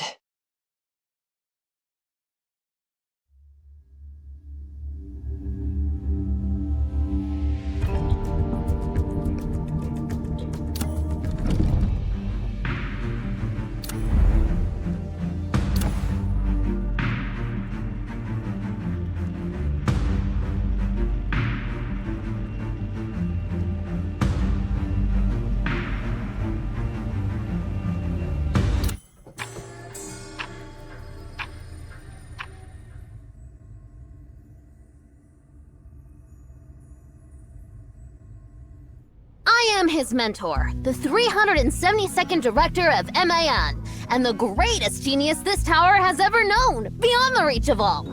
That is, I am... Enki Tasny!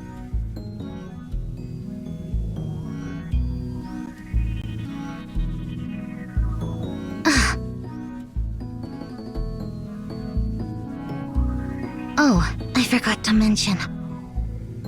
My full name is Ninsar Tasny, and the director Tasny you mentioned is my younger brother.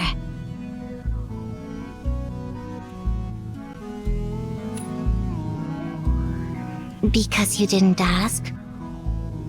I don't give out answers unless I'm asked.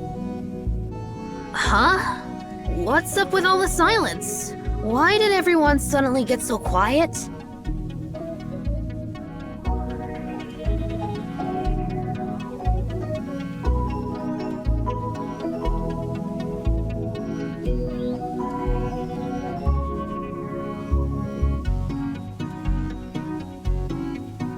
No way!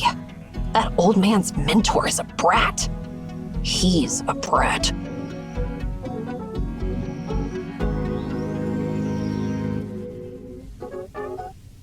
Hey! Who do you think you're talking to? Cosmos respects me very much. Although he's a mediocrity, he's my apprentice. I can't just let your rude words slide. She is Cosmos' granddaughter. Oh, I get it. That makes sense now.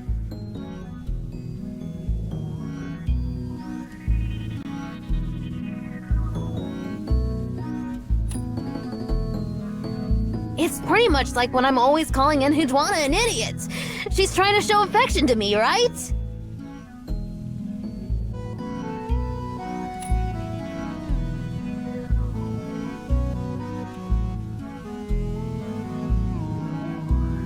Who are you saying is trying to show affection to you? You brat zero! Don't cover me now!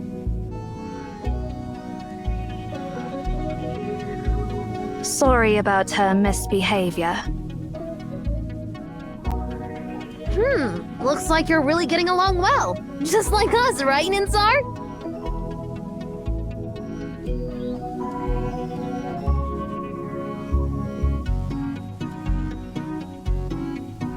But then again, who exactly are you guys? Let me explain.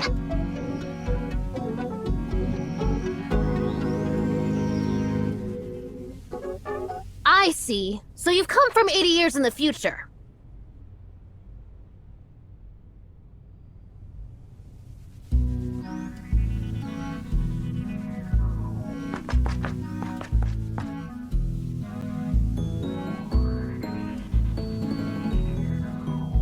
This is fascinating! I never expected someone could actually travel through different sectors within the library.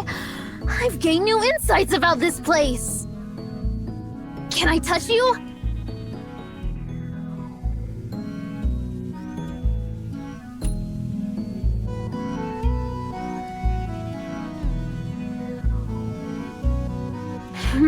Your skull looks normal. No hidden organs, or extra ears or eyes. How do you perceive the abnormal passage of time? Or maybe you don't actively perceive it.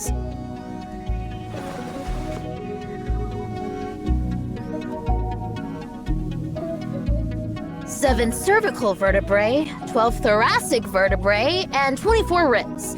Your bone structure is just like that of an ordinary human, so what makes you so special? I don't feel any implants or augmentations under your skin, and based on the echoes, your heart and lungs seem pretty normal too. Well, let's examine your lower back, tailbone, and pelvis.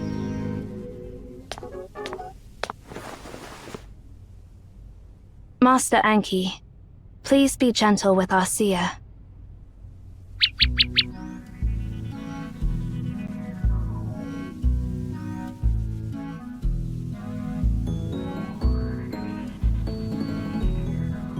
Well, then can I study this plump chicken on your shoulder? How fascinating! A bird that possesses human intelligence and can transform into pure energy. What exactly are you?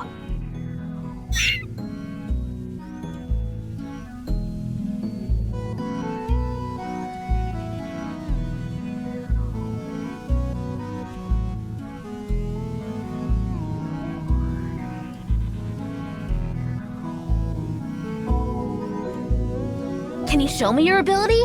I mean, the ability to travel through different time sectors.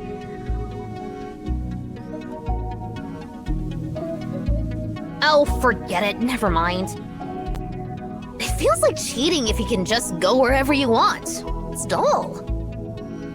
I want to savor the novelty of this library fully. I'd rather take a long route than a shortcut.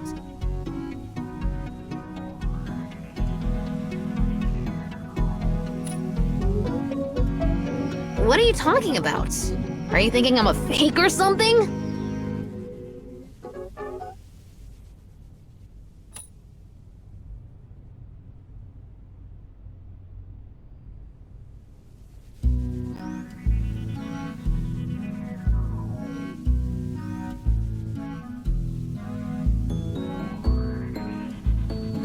The truth verifier? The singularity explosion model? And the complete language? What the heck? I never made any of those. Master Enki. The librarians gave them different names from what you originally called them. The truth verifier is actually the multi-button self-regulating rhythmic hypnotizer. Ah, now I get it. That's a remarkable device.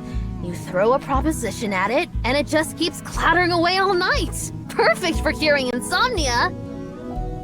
But those idiots thought it was a waste to have it by my bedside, so they forced me to hand it over.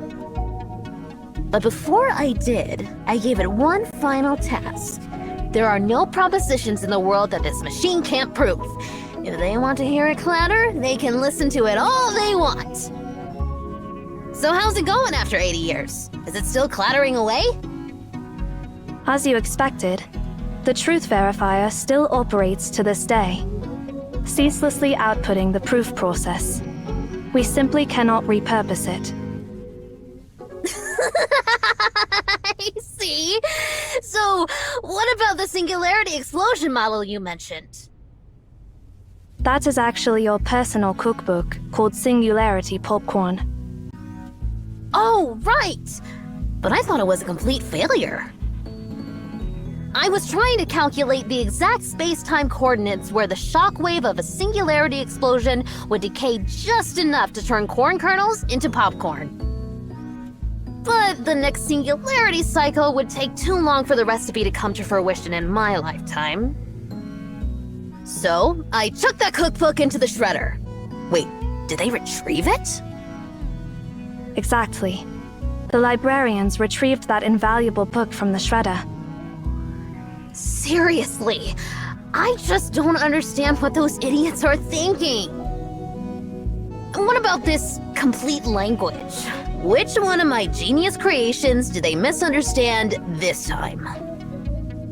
That is a brand new language you invented to eliminate all communication barriers between humans. Every word in it is as precise as math. Oh, so you're calling it the complete language. Well, that's a way better name than what I had in mind. I was going to call it a vulgar language even fools can understand. Those idiots speaking different languages keep annoying me every day. So, to solve the problem once and for all, I dedicated myself to unifying all the swear words in and others into a single language. All I need to do is unleash a string of curses in that language, and anyone, anywhere in the world will perfectly understand what I mean. I'm busy, so stop bothering me and get lost! And the best part? It retains the emotional essence of the original obscenities!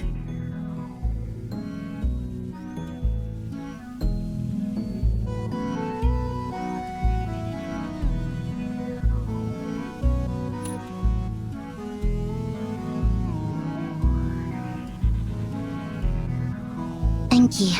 They're here in this era because they need something from you. Oh, right. You guys are here for that copper sphere, right? Got any specifics on it? Yes, it is here. Awesome, let me take a look.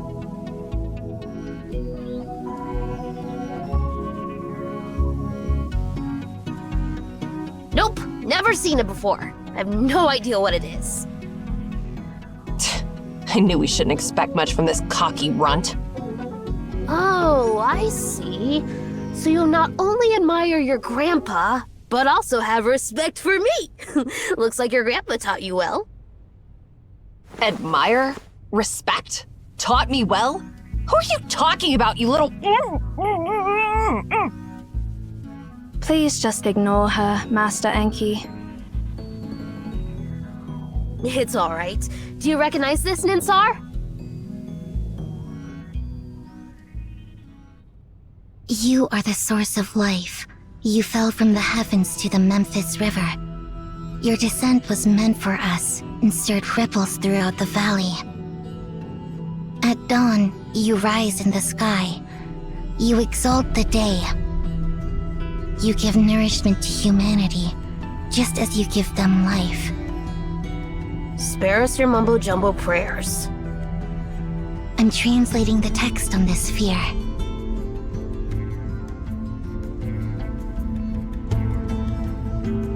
It's a hymn, an ancient ode from Memphis praising the sun. More specifically, it's a hymn written by the 18th monarch of Memphis, Akhenaten, in praise of Aten, the god of the sun. If I'm correct, this copper sphere you recovered from the Philistine Sea. It's the god of the sun for ancient Memphis.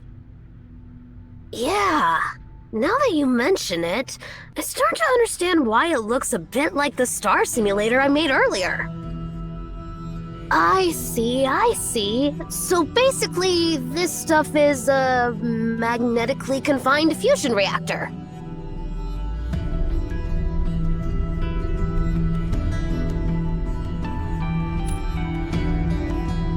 Huh? Tokamak? What is that?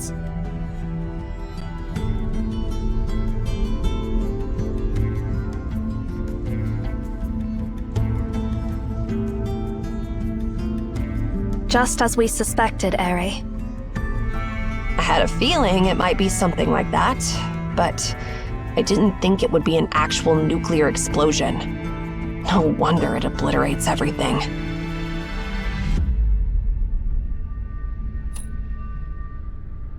Why are you so surprised? Even the real sun is just a massive fusion reactor.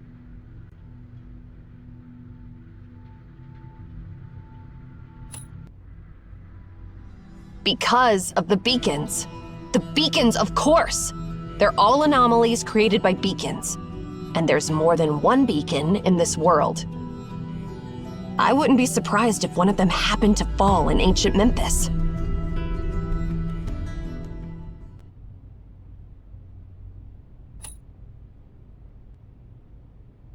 It's not really a god. At least, not in the grand universal sense. The idea of God originally came from ignorance. Ancient people did not understand the unknown and could not control it, hence they revered it as gods. It has nothing to do with rituals, worship, sacrifices, fear, obedience, or faith. It is just a collective term for things beyond human knowledge. And any phenomenon caused by these things beyond human knowledge is called an anomaly. Any highly advanced technology might seem like magic at first. But once you unveil the mystery, you'll realize that it's just boring stuff. But come to think of it, for early humans, the sun was a celestial body that brought life to everything. For present humans, the sun is a star that constantly produces nuclear fusion inside. Worshipping the sun for humans is like worshipping farming and production. So, If one can harness the power of nuclear fusion, they essentially harness the sun itself. Even if we keep calling this copper sphere the god of the sun, it's not entirely wrong. I think you're overcomplicating things. Let me simplify it for you. Imagine you throw a light bulb into an ant nest, and the ants start worshipping it as if it's a god or something. Now, imagine that copper sphere as something left on Earth by some powerful alien, then discovered by a bunch of monkeys who end up worshipping it like a god.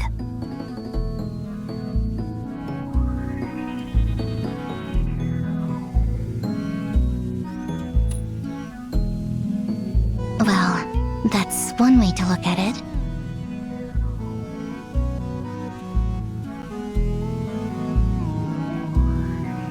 Anyway, if there's a command that can control the copper sphere, it probably wouldn't be in the language of Memphis, or any human language. It is obvious that this sphere was created by someone else. Let's call them gods for now.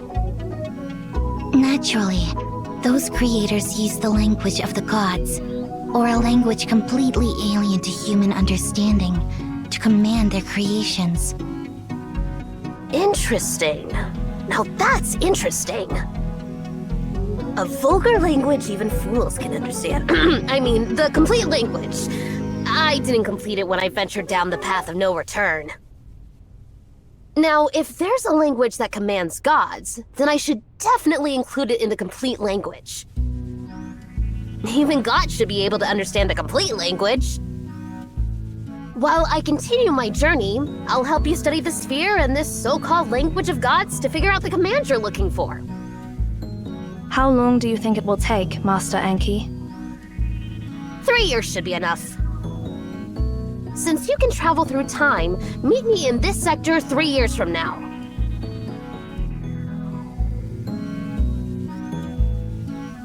I'm looking forward to it. Let's see what surprises you will bring.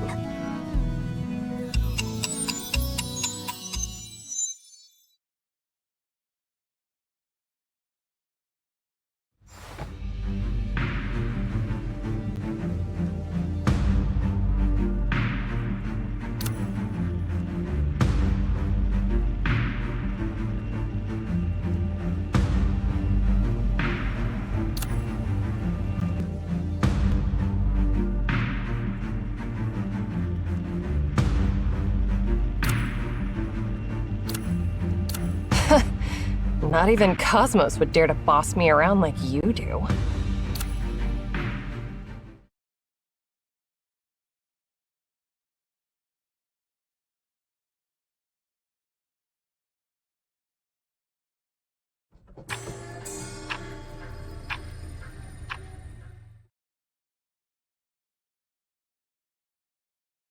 That's it?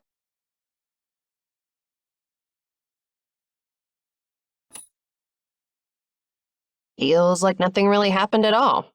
Like always. What did you do exactly? Do you have the slightest idea who you're talking to? Never mind. Report in, Zero. Working on it. Something seems to have appeared on the desk.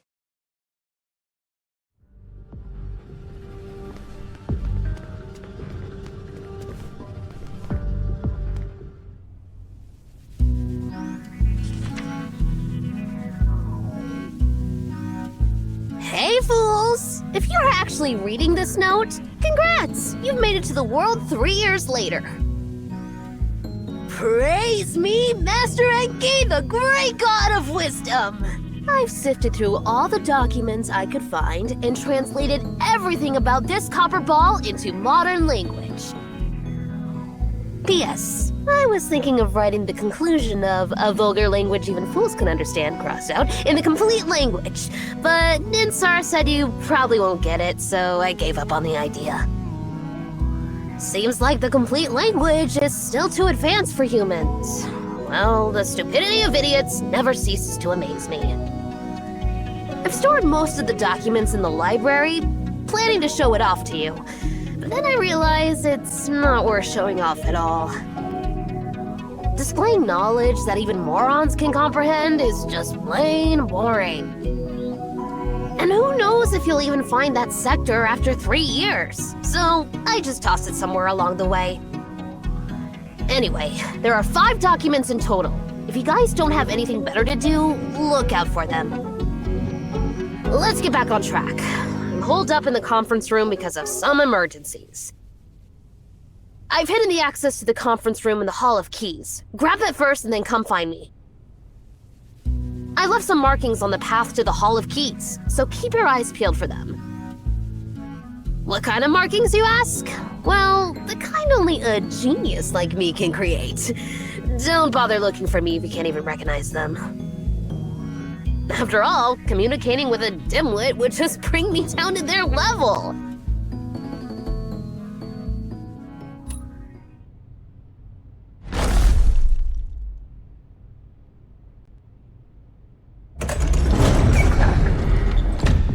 If I catch that pesky brat, I'll give him a beating he won't forget.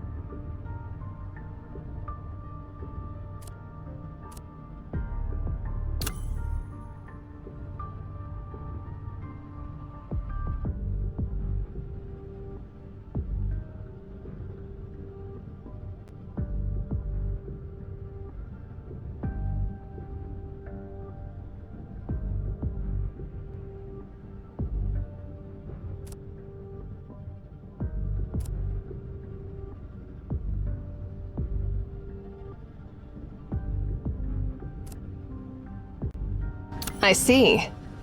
Those mortals attempted to list all the instructions of the gods through the method of exhaustion. That was their secret to deciphering the language of gods. Let's forget for a moment how absurd it was for them to treat a brass ball as their god in this case. Human ambition is only admirable in moments like these.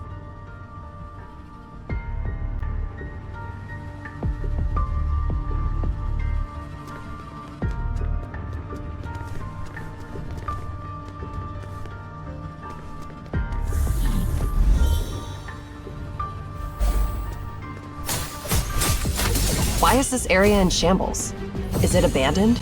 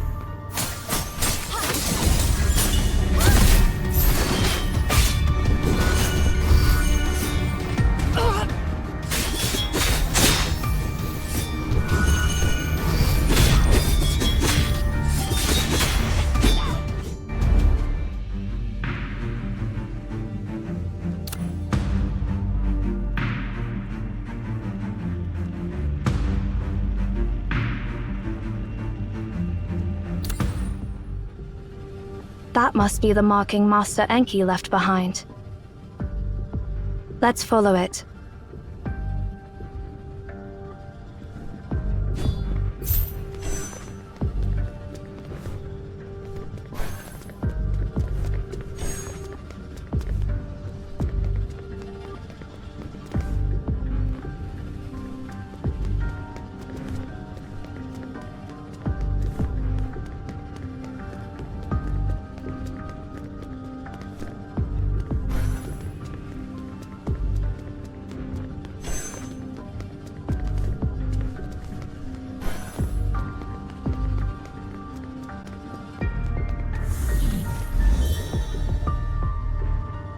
This must be the library Master Enki mentioned in his note. We should keep an eye out for the documents that Master Enki mentioned.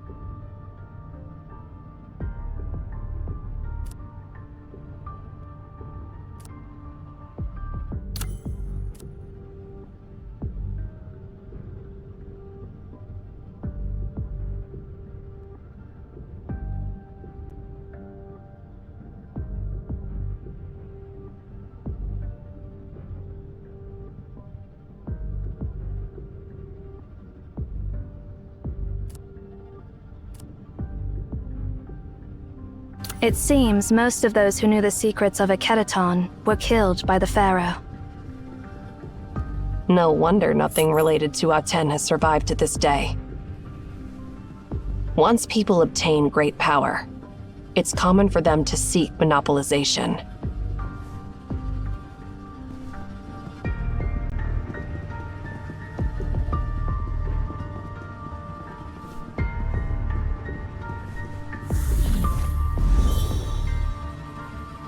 We have made it to the Hall of Keys.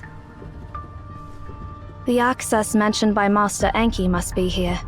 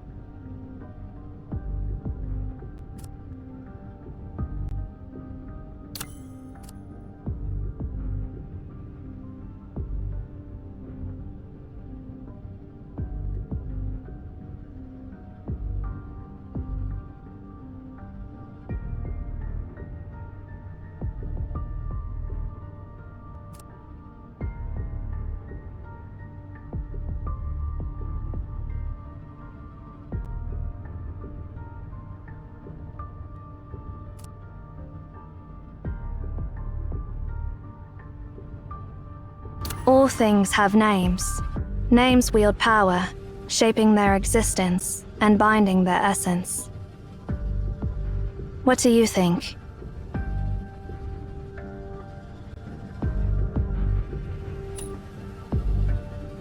Yes, a name. It can become a form of bondage, in a sense. But it's intriguing how humans managed to control the anomaly. The people of Memphis were truly bold.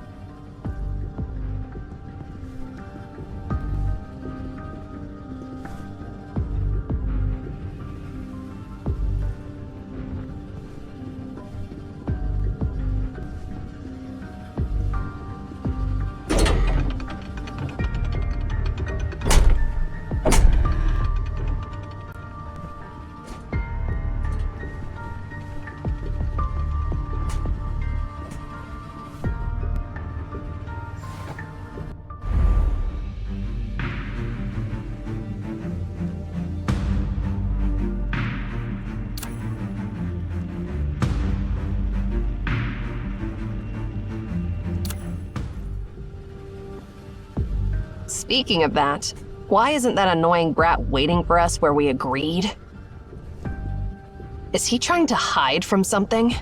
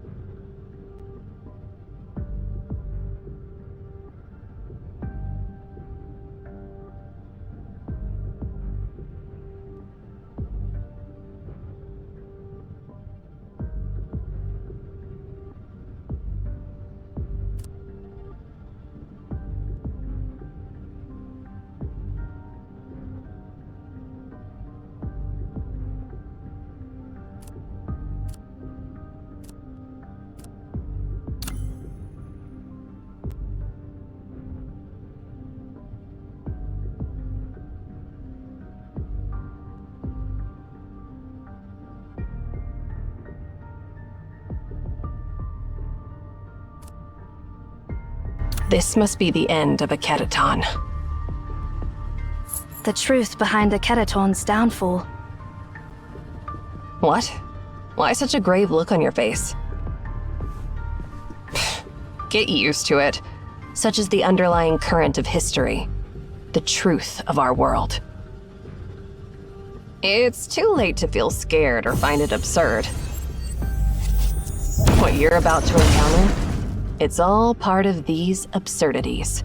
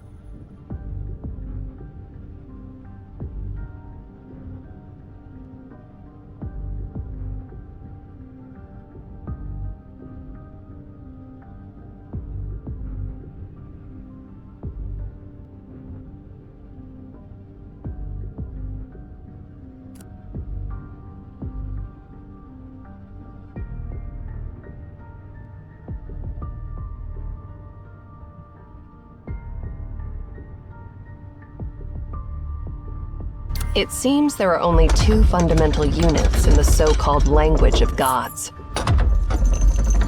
What do you think those units are?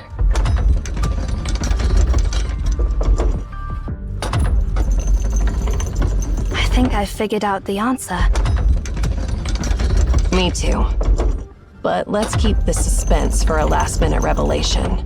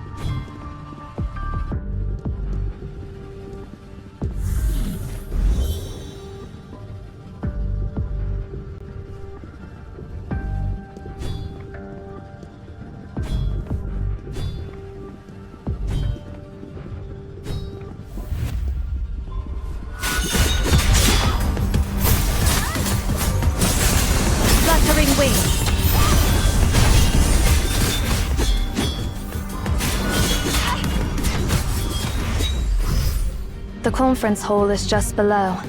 Let's keep moving.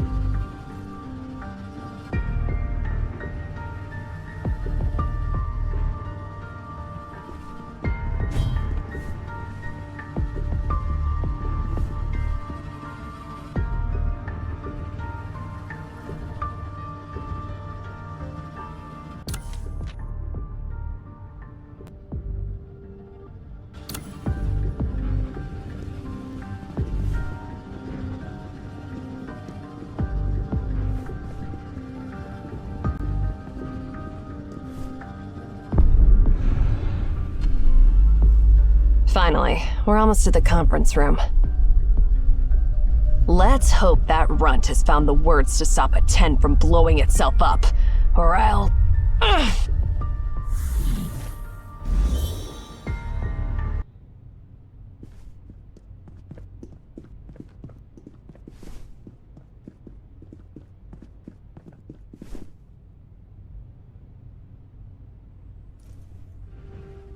Hey there, fools from 3 years ago!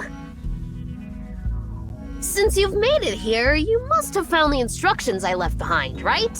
Did you collect all 5 documents?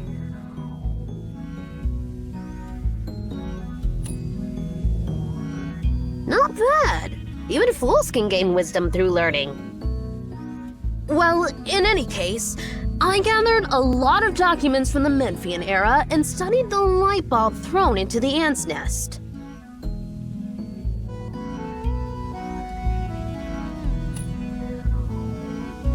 Huh? Aren't we talking about the copper sphere you showed me earlier? Aren't you looking for a way to turn it off? Well, I managed to decipher the language of its creator.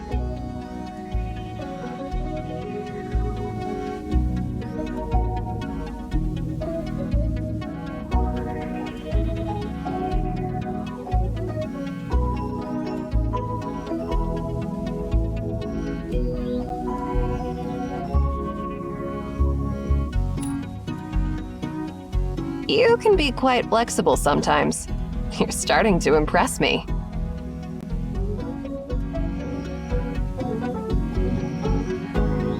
It was a piece of cake, really. But honestly, when I found the answer, I was a bit disappointed. As I thought, those ancient people were just stupid. The language they revered as divine turned out to be so simple. Well, let me start from the beginning. Thousands of years ago, there was another beacon in Memphis, and it created an anomaly that enveloped the entire city of Akhenaten, turning it into perpetual night. The only source of light at Akhenaten was a metallic sphere that emanated light and heat non-stop, just like the sun. Amenhotep, the 18th monarch of Memphis, honored it as the god of the sun. He named it Aten, and changed his own name to Akhenaten, which means the soul of Aten. The so-called language of the gods recorded in the ancient Memphis documents can be easily understood by any math professor in our time, and even more so in your time. If you've been to school, you should understand its true nature. In the Memphian language, Aten is referred to Aten, where A stands for 0 and Ten stands for 1. In their literature, all prayers related to Aten consist of only these two syllables. Seriously, it's getting tiresome explaining something as simple as a language with two elements. What's it called again?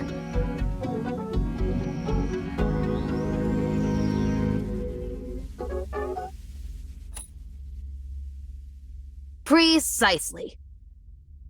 The language of the god? It's binary!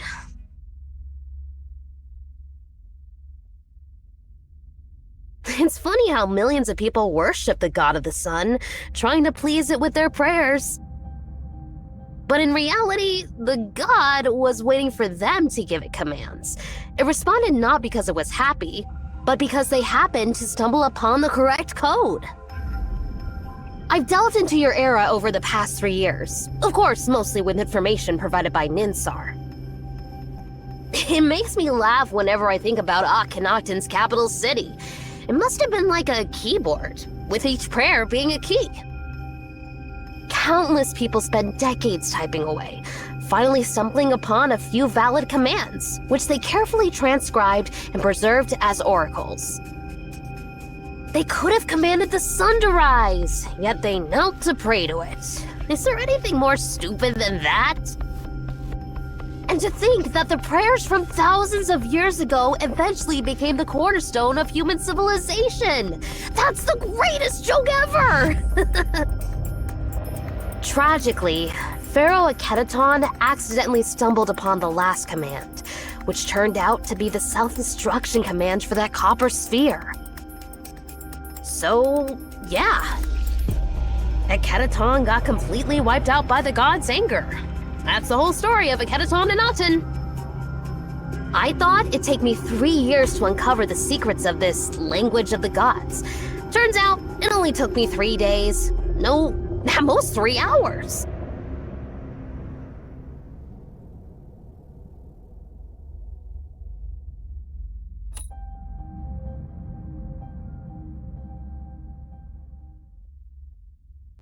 About that, well, you know. Let's not dwell on that for now.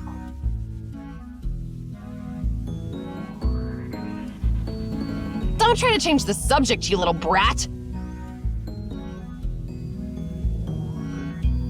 Speaking of which, Master Enki, where's Lady Ninsar?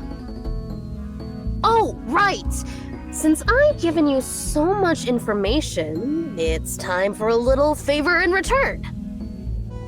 You've gotta help me before I tell you the divine command to stop the sphere. Fair deal, right?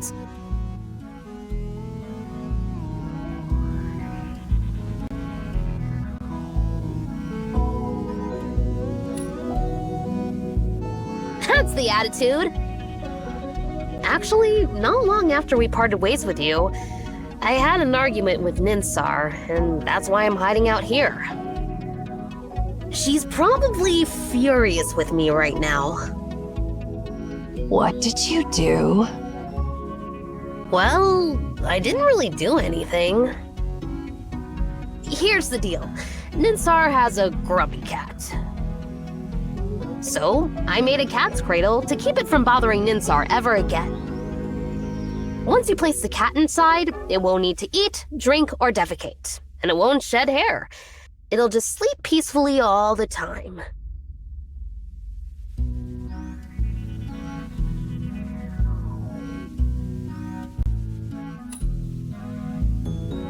Huh? What are you even talking about? It's just a cat cradle, the most ordinary kind. And what happened then, Master Enki? Making a questionable device wouldn't make your sister that mad, right? Well, the thing is, I made that cradle using a clock she had restored. Come on, it's not that big a deal, right? Why would she be so angry?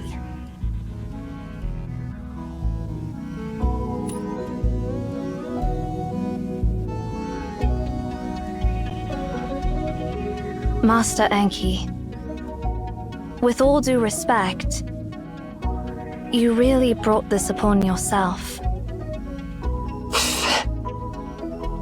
Is it really that bad? Hey, you! Is it seriously that bad?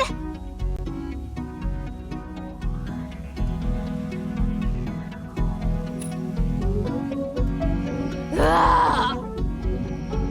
She was furious when she found out. She even tried to stuff me in that cradle. I managed to run away and ended up completely separated from her. Anyway, please help me out. I have no clue how to calm her down this time.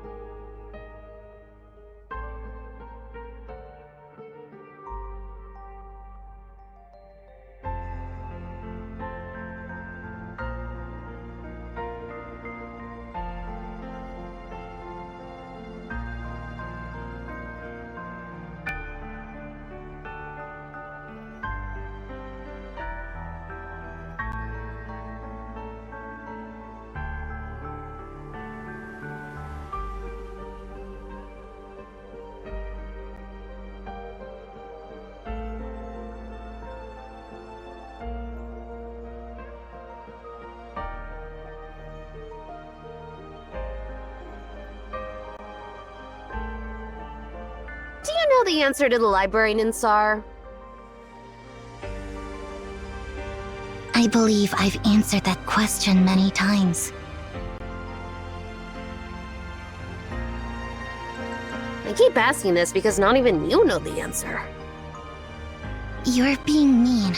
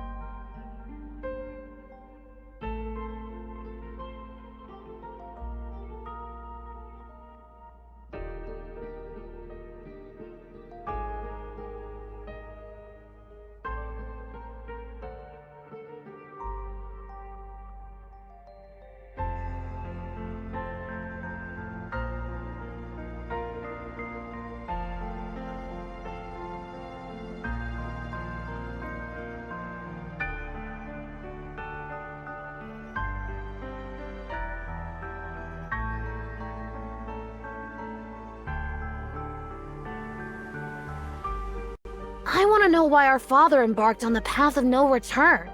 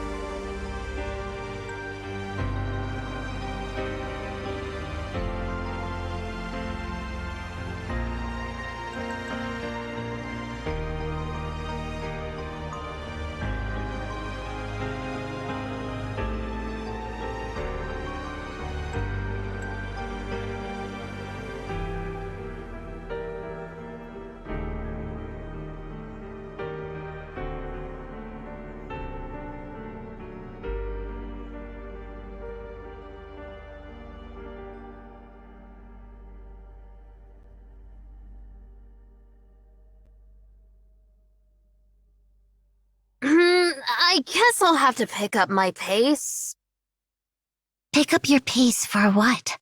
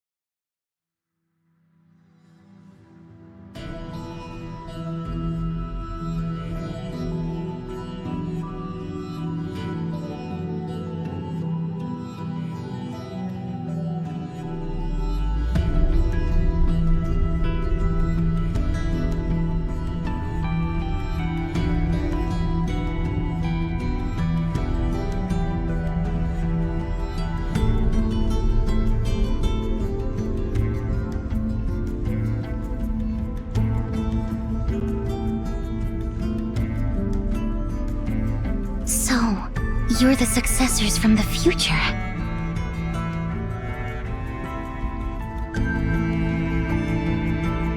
So, visitors from another sector. What are you seeking?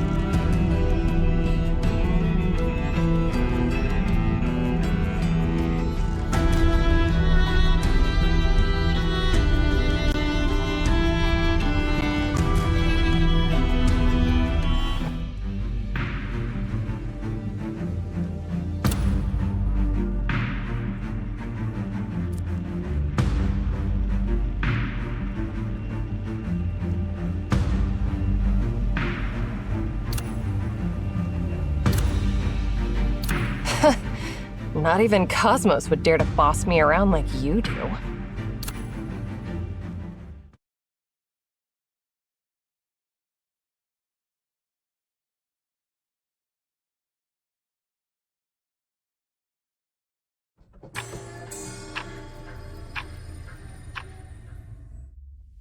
Anyway, please help me out! I have no clue how to calm her down this time!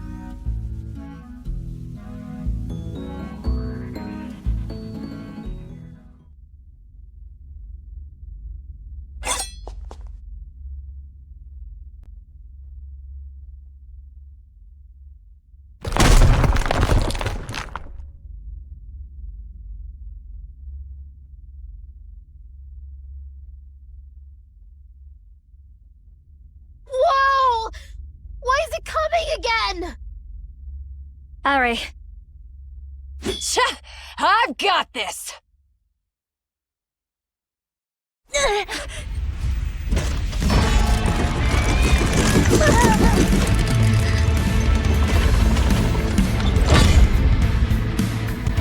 pesky brat! How am I supposed to make this monster stop? Look, Lithium! Attack the clockwork behind it! That powers the entire mechanism! full.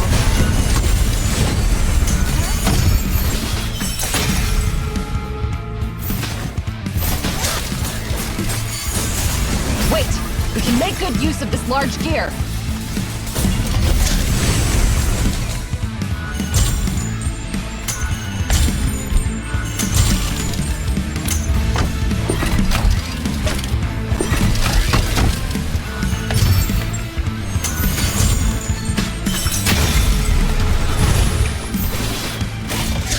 Don't get any closer, Ari. Something is off about that clock. I don't need you reminding me, okay? So your cat's cradle here is equipped with a star annihilator? Technically, it's a plasma ray emitter for cleaning purposes.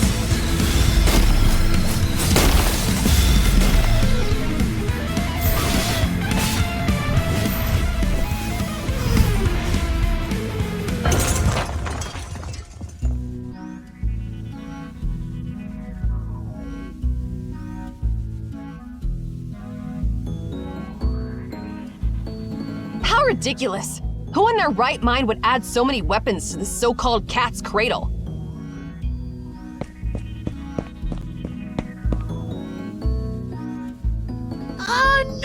No! Why did you smash my cat's cradle? It's a gift I made for Ninsar. But why did you... this invention took me so much time! And you just...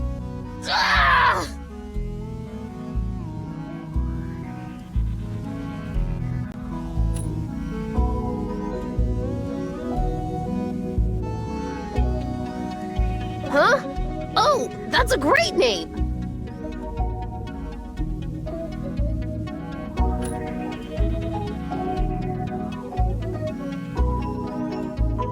Well, the point is, such an awesome name will never get used.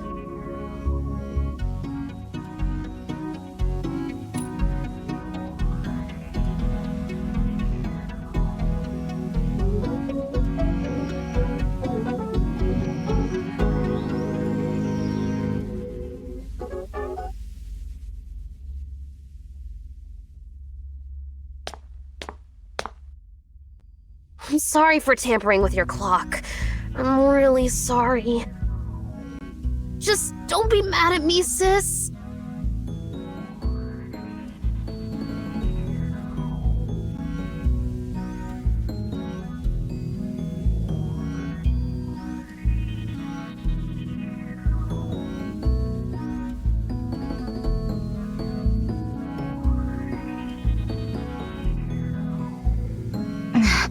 Never mind.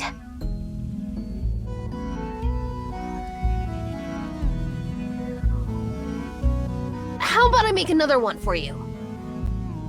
Haven't you learned your lesson yet? Alright, just forget what I said. Well, thanks for helping me find Ninsar. But then again, you didn't really help me at all. Feels like it's not a good deal for me. Cut the crap, you little brat! If it wasn't for me, you would have been stuffed into the coffin by that intelligent weapon you made. Just hand over the command to stop that copper sphere from blowing itself up. Master Enki, keeping promises is a virtue.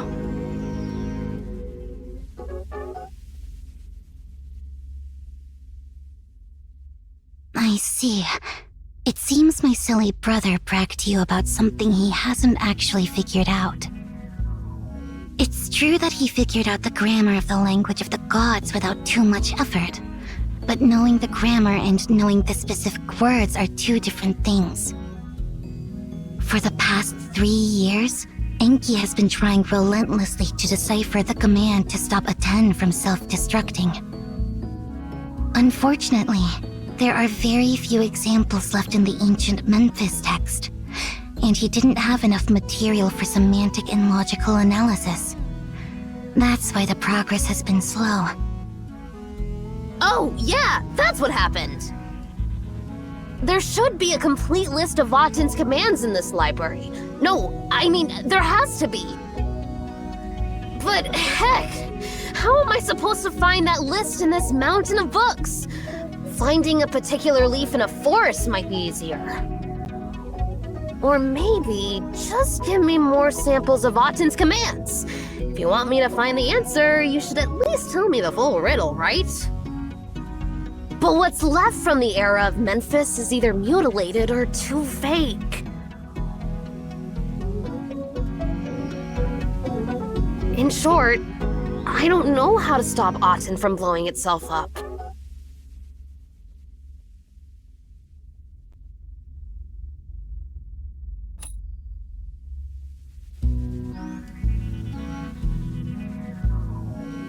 However, I do have some information.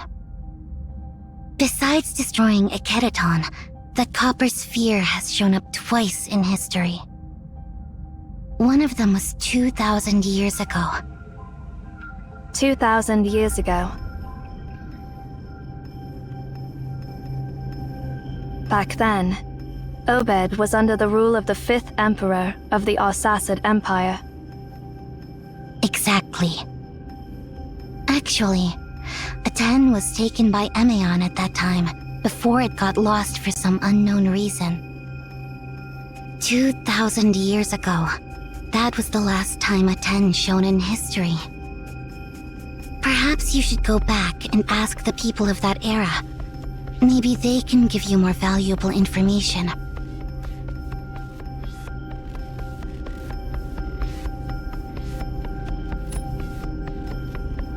You're welcome. By the way, since you seem to have a deep understanding of antiquities, Master Ninsar,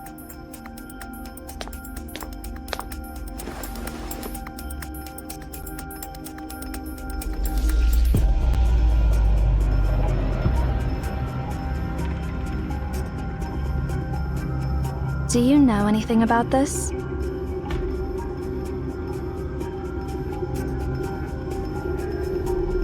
This belongs to Darius. Looks like you got caught up in some unexpected incidents before arriving here.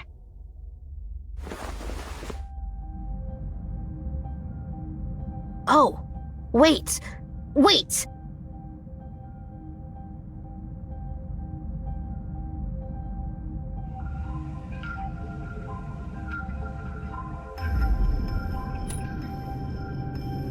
Wait, are you being sarcastic?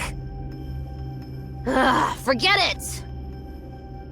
I just remembered something.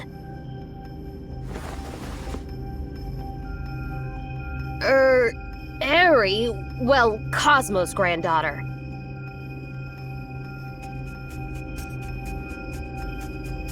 So, it was you from the future who asked Seer to come to me and get the command to stop Aten, right?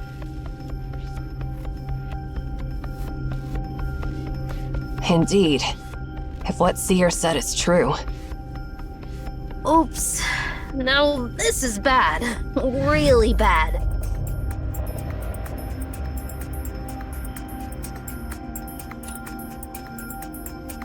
Haven't you realized it yet? I wouldn't have bothered investigating Autumn's divine words if it weren't for your arrival. You sparked my interest in this field. If I hadn't met you, how would I know anything about Autumn's divine words? Why would I have studied such a thing?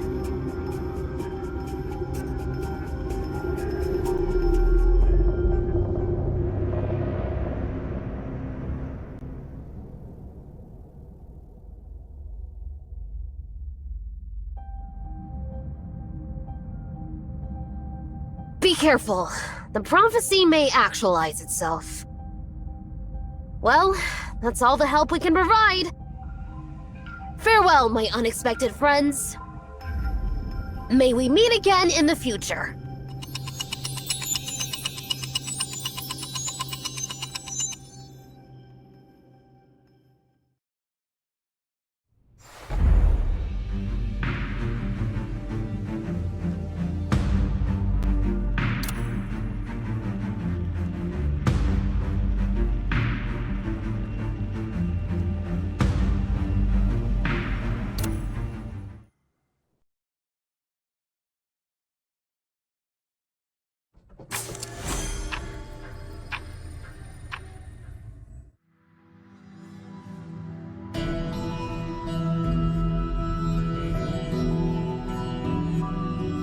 Aren't you sorry for letting them go?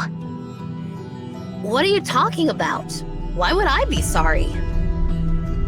I'm talking about that seer. You actually want to study their inner workings, right? Can't believe you've actually held yourself back. Hey, I don't. I already examined Seer, and based on biological characteristics alone, there's no doubt the Seer is as human as us. As for deeper differences, they can't be studied simply through dissection. I don't want to ruin such a precious specimen. Cosmos is truly amazing to have found such an intriguing toy. It surpasses my imagination.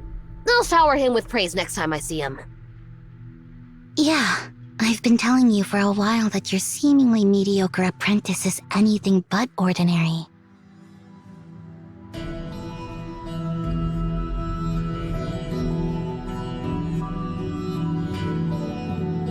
Are you leaving too?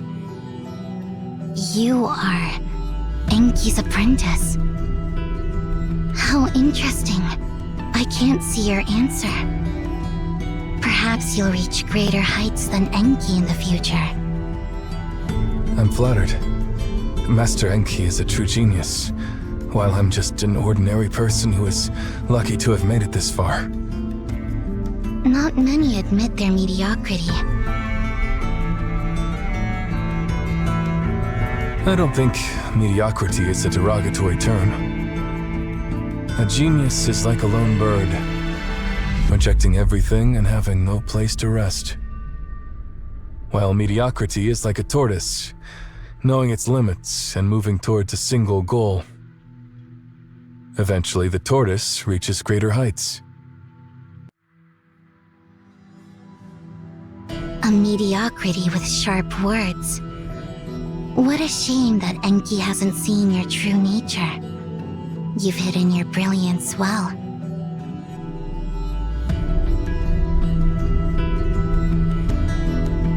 You have beautiful eyes. I believe they will reflect even more valuable things in the future. May your journey ahead be filled with endless surprises and magnificence.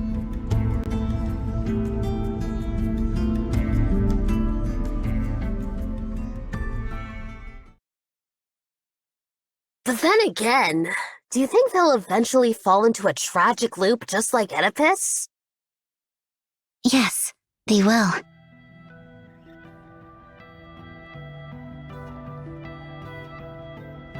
Otherwise, they wouldn't have met us.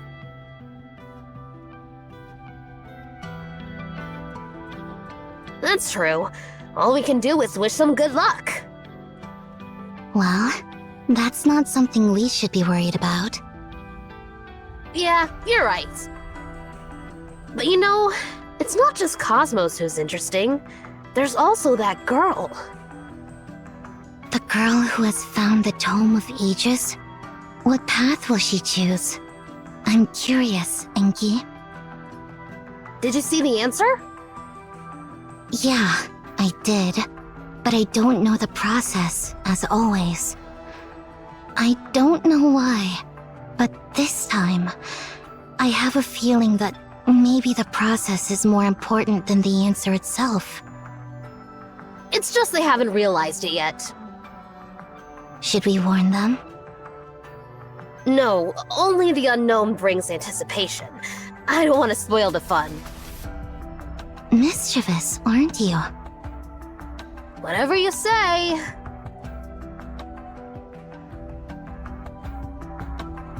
By the way, now that you've realized that the process is more important than the answer, don't come up with such a boring plan next time, silly sis. I haven't reached the end of my journey yet. I don't want to start preparing for an exit plan in the middle of a game and have to start over again. You're just too predictable. Even if you don't tell me the answer, I can figure it out.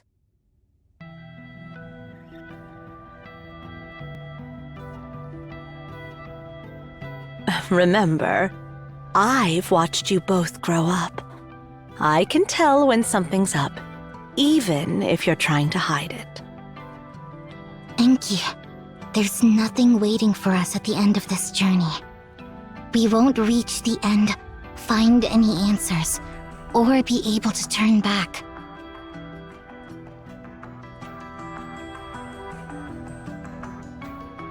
So what?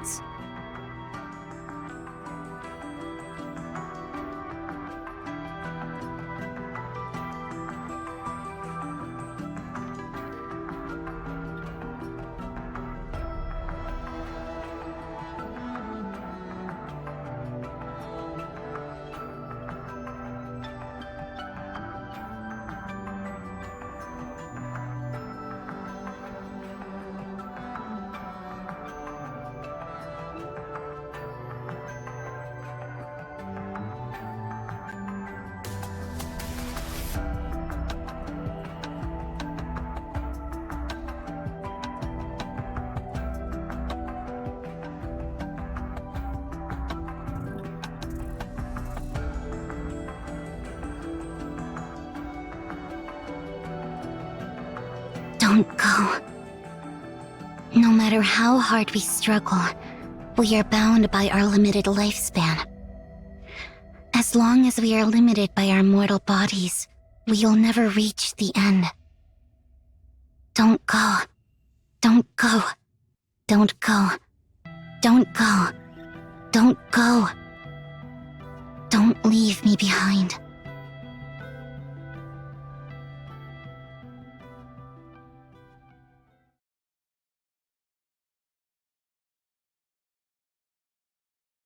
What are you waiting for?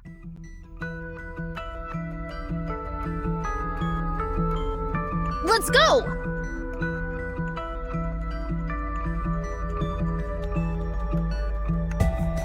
Can't you, for once, consider your true desire, silly sis?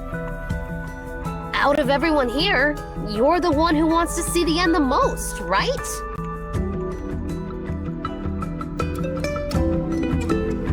She wasn't sad at all, silly Nana. It was all an act. She doesn't get sad.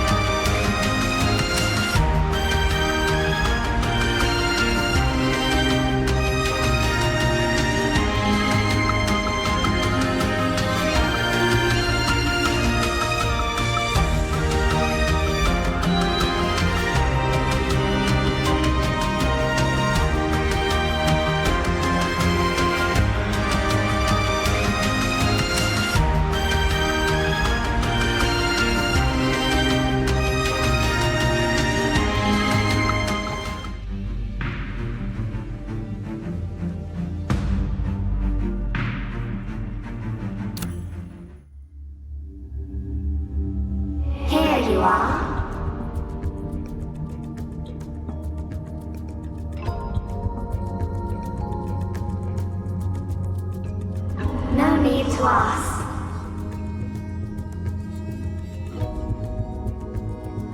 As I told you before, when you depart, all memories of this realm will fade, including me.